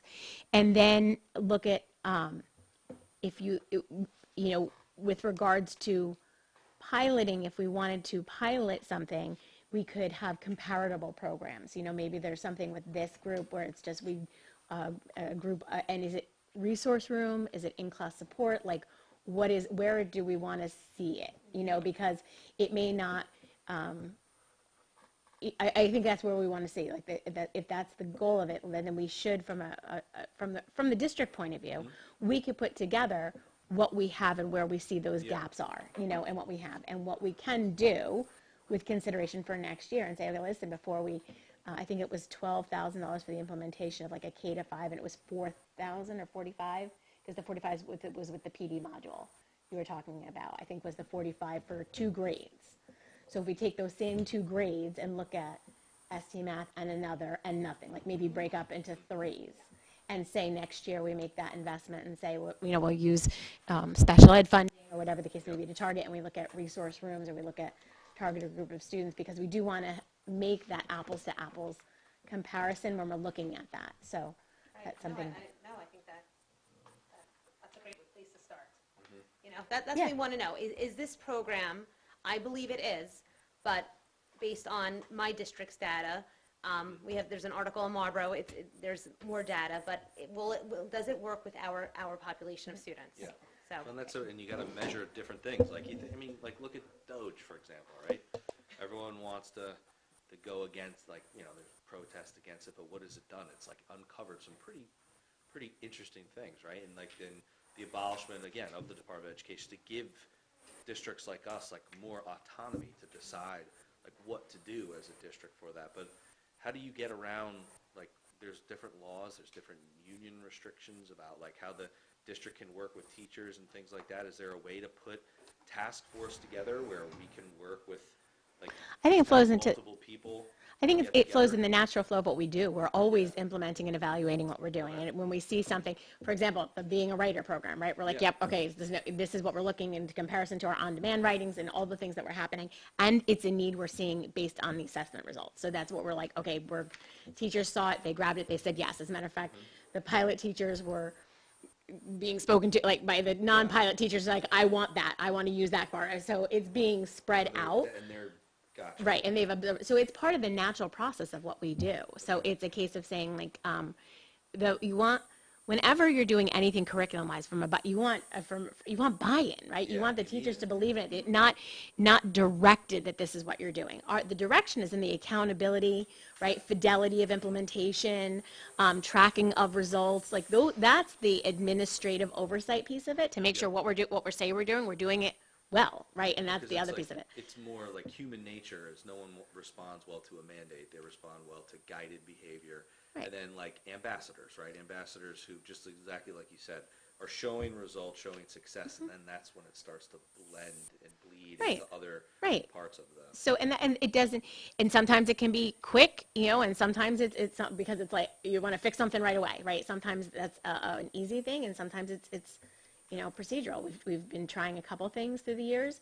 I think that, Mrs. Kennis and Dr. Reynolds have done a lot of work in curriculum, pacing guides, assessments, aligning them a lot more with different things. We started quarterly assessments at the middle school. We're seeing those results in the grade level math. We're not there yet, but we made significant gains, and we're hoping moving forward. So I think sometimes it is, programmatic and procedural, what we're doing with our processes. And I know for some of the newer board members, you might not be aware of this, but some of us are aware, obviously, as being on the board. Our teachers do their curriculum writing over the summer, and that's a collaborative process. And so they give that feedback, and if there's gaps or there's issues with certain curriculum or certain subject areas, they're going to bring that to Dr. Reynolds' attention and to Mary Jane, and it gets addressed at that time, right? So speaking to, like you saying, like, is there a task force? Yeah. I kind of feel like that already, again, naturally happens when they're working on their curriculum, and, Makes sense. right, so yeah, it already is kind of happening, like Mary Jane said. We're done, I promise. Yeah, I don't want to be rude, but we're spending too much time on this. We're definitely going to leave it open for future discussion. I just want to keep the meeting going. It's already almost 9 o'clock. We have a lot more to cover. So if we can move on to finance, please, and if we could get our, whoever's going to present this, present it quickly, factually, and, let's move it along.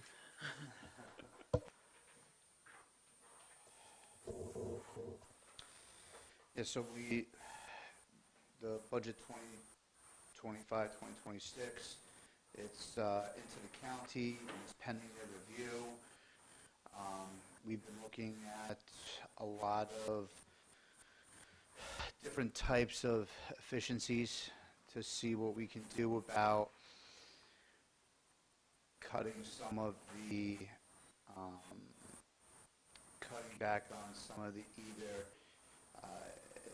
some administrative costs, some administrative spending, but also looking for ways to improve some of our revenue streams as well.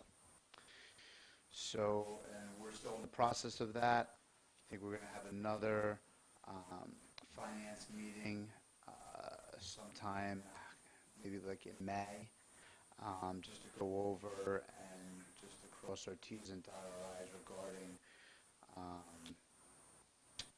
those aspects of the budget. Okay. Anybody have any questions for Jason, or anybody from finance want to add anything? No? Okay. No questions for Jason? Okay, that was quick. Thank you, Jason. Okay, moving right on to policy. Wonderful. Dr. Garibay and I had a great meeting. Was it last week, right? Yeah. About sort of the transition. I wanted to wrap my head around it a little bit more, just to kind of see, like, again, what your team's got to go through.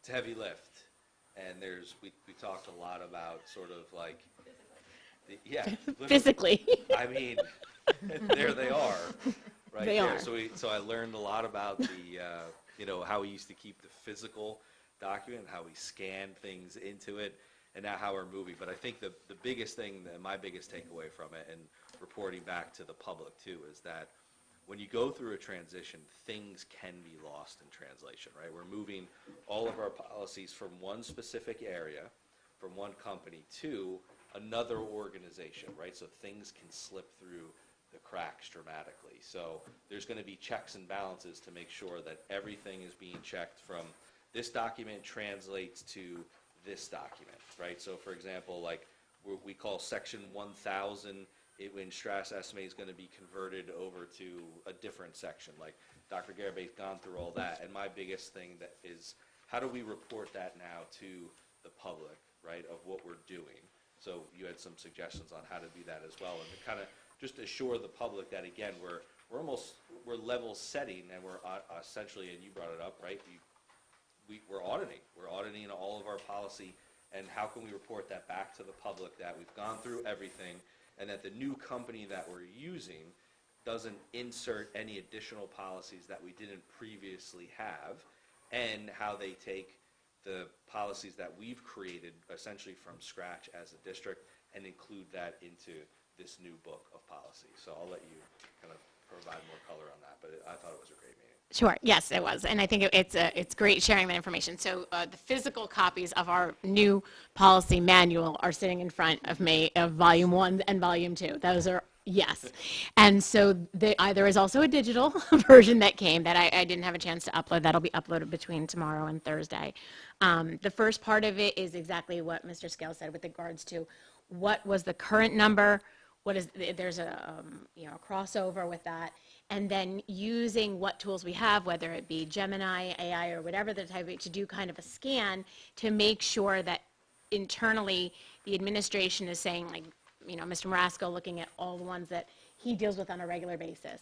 Dr. Reynolds looking at those. The principals have policies. We have our handbooks that have them in there, the ones that they're go-to ones. Administratively, we're sectioning them off to make sure everything's there. For my office, we are evaluating all of them to make sure that the ones that were submitted that are currently in place with Strauss Esme are now captured in this. There is a crosswalk that school boards has provided us, so that was the one thing. The other part was I also provided them with a list of our custom policies, ones that have authentic language, and there were multiple ones, so we want to make sure that that authentic language translated over into the policies, because it's not, and I think you've heard me say a couple times, it's not just we took Strauss Esme and plugged it into a school board. Some of the policies are different. The language is different. So we said that we would develop like a draft. I'll propose it to you based on, we can work on it together with regard to an action plan for like a timing of things, because I do feel, and I think we said there might be a little bit of a shared responsibility for us to be looking at, okay, look at the finance ones, look at parent involvement, community ones, and just kind of take a couple. Not once we say that, yes, all the policies are here, the ones that are supposed to be here, making sure they say what we want them to say is exactly what you and I took that importance as well, because the language is different. It does vary. Some of them are exactly the same, some of them are not. So we will have an outline of that. So once I'm able to dive into that crosswalk tomorrow and see what that looks like, I'll share that with the board, and then we dive in behind the scenes of that. So stay tuned. So I think the other part of it too, we said, is that because these are very public-facing documents, the board is a policy-making entity, and they want to make sure that even when we do our checks and balance, we may put something like a feedback or a part to the public and say, listen, here are the policies that are there. We've gone through this process. Here's what we've found. These are the reasons we did it. And if you see something, let us know. Like I said, it's almost like they're our policies, they're our district policies, so we can invite that critical eye as well. Everything's welcome. In the software world, when you change a software, you have to go through an implementation, right? You go through change management, and then you have to explain to your users, which essentially are all of our parents, how to use it, right? So there'll be, like, again, a small user guide. Here's how you can quickly find something by typing in. We just have to learn all of that in the new system first, and then we can translate that into, here you go, here's a quick one-sheeter on how to access the new policies, and then it'll help your staff as well. Yeah, that's the other part too that I forgot to mention. I apologize. That Strauss Esme currently houses our policies in the search engine. There's things that are it's hosted on our website. We'll be converting to board docs, which is a new system that the administration hasn't worked in yet. There are other districts that use it, so it's we have no problem that we'll be learning it, but it will be a learning curve about navigating it. One program you know how to do with your eyes closed, and the other one you're kind of learning how to do it differently, and that's okay. But And we'll all learn it. we'll all learn it. One team, one dream. So that's the update. But they did arrive when we met. They weren't here. They arrived today. Yeah. And now they're here. Yes. Everything I expected. And more. Any questions for Mr. Scales for policy? No other comments, Rob? Nope, no, all good. Okay, great. Yeah, these are all the second reads, and that will be going to second read, so all good. Yep. Okay, all right, moving on, negotiation, there's nothing, transportation, we're going to give the floor to Dr. Garabay for personnel at this time. These are just anticipated, you'll notice two things. There'll be an abbreviated update this week because it is our spring recess that we're coming up to, and I'm sure everyone's looking forward to having a little bit of time away and enjoying with family and celebrating the holidays, so on, the spring holidays that are, during our recess. You will receive a draft agenda on Friday. because we'll post on Monday when we get back. So believe it or not, we're already anticipating and creating the draft agenda, likely to be able to revise, because whenever there's a break, there's things, business that comes up, through that point. You will see a lot of end of the year personnel approvals with regards to leaves, events, chaperones, all of the things that happen, because there's just a constant flurry of really fun activities that are happening at the end of the year that require some staff approvals. So those are all just things that are coming up. You can anticipate there. Great. Okay, terrific. Let's open the floor. We're going to move on, open the floor for comments from attending constituents. This will be on all subjects for this evening. If you'd like, make your way to the podium, state your name and address for the record. You ladies still awake out there? All right, okay. Seeing none, we'll close public comment. We're going to open it to new business at this time. If any board member would like to bring up any new business, please feel free. This is one for me. Okay, Mr. Scales? Again, the Star Spangled Banner, getting chills when I hear it every time. Would anyone have any qualms to doing that before every board meeting?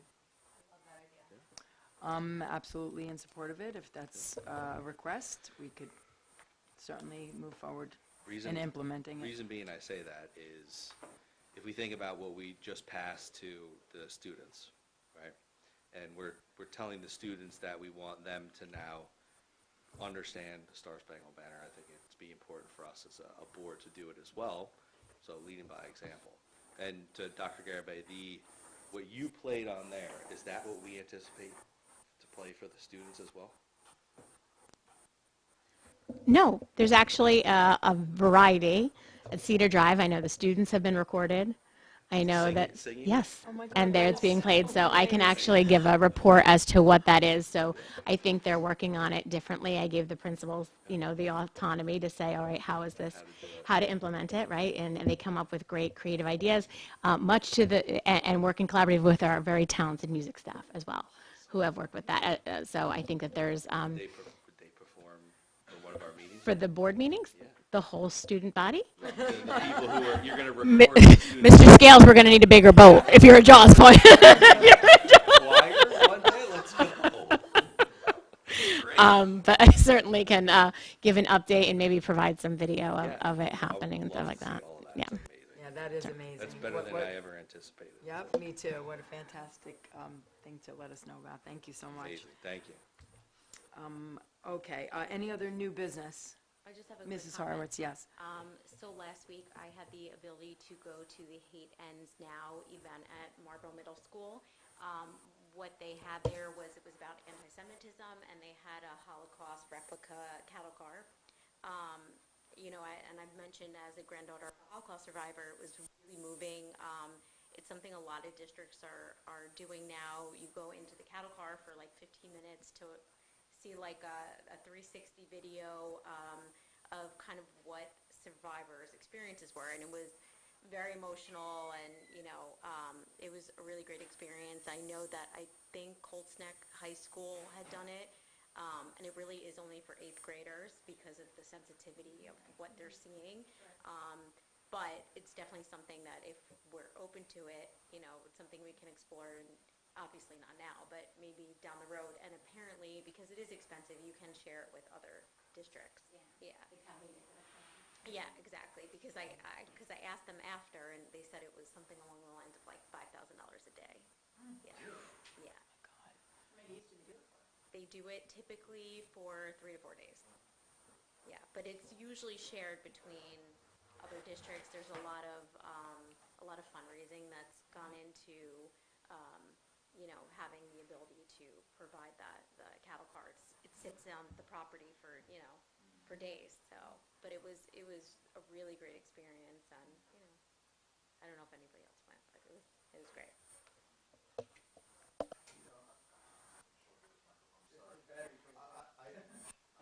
I like that. It's a wonderful idea, and I think we should give that some thought. I brought up the point before, we are focusing on the now, but it's also for a long-standing opportunity as we proceed forward. We're establishing routine and pattern we're 3 generations from that generation now. So, and start to realize that time has passed, and if you don't study history, you deem to repeat it. So I think that element of history does need to be examined and appreciated. It's something that I would like to see. Obviously, we continue to discuss it, but I keep an eye on the generations that are passing. I get concerned about losing the vision associated with that. So I do appreciate that. There's not many left. I mean, survivors left, and now we're 3 generations post that. So something to consider. So I am in support of that, and thank you for going.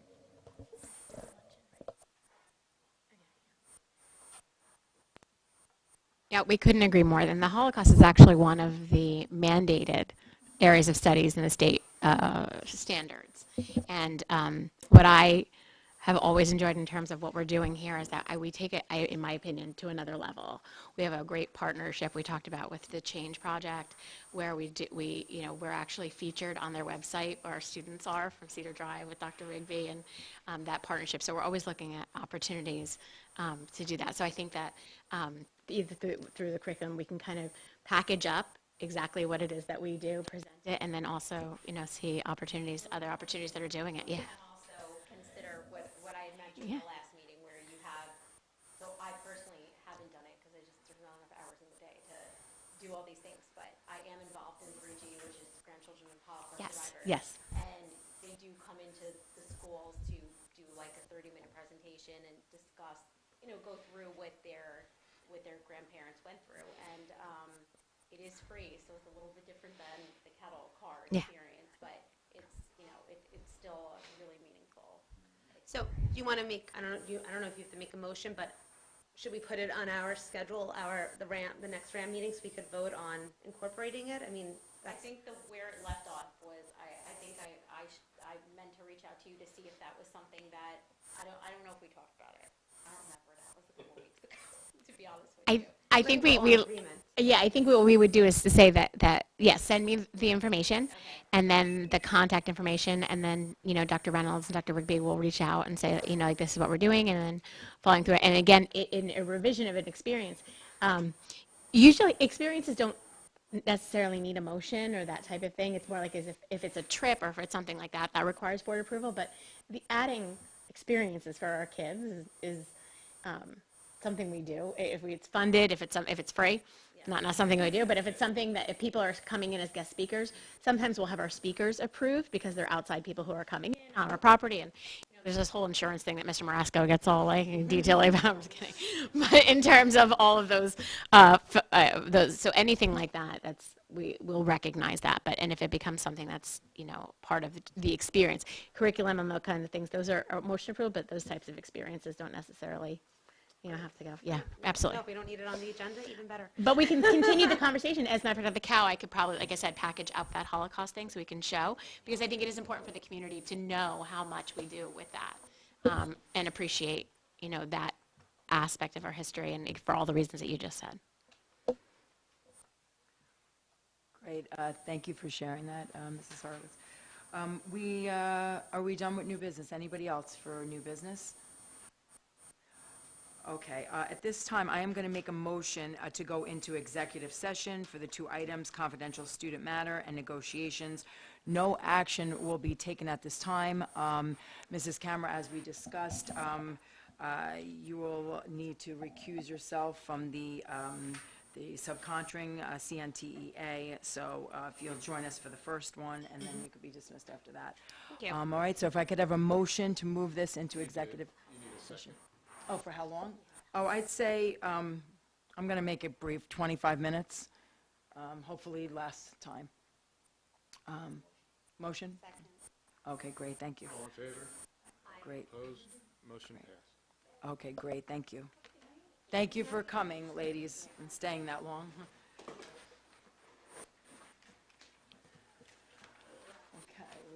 Okay, we're making up some time. Okay, is that all?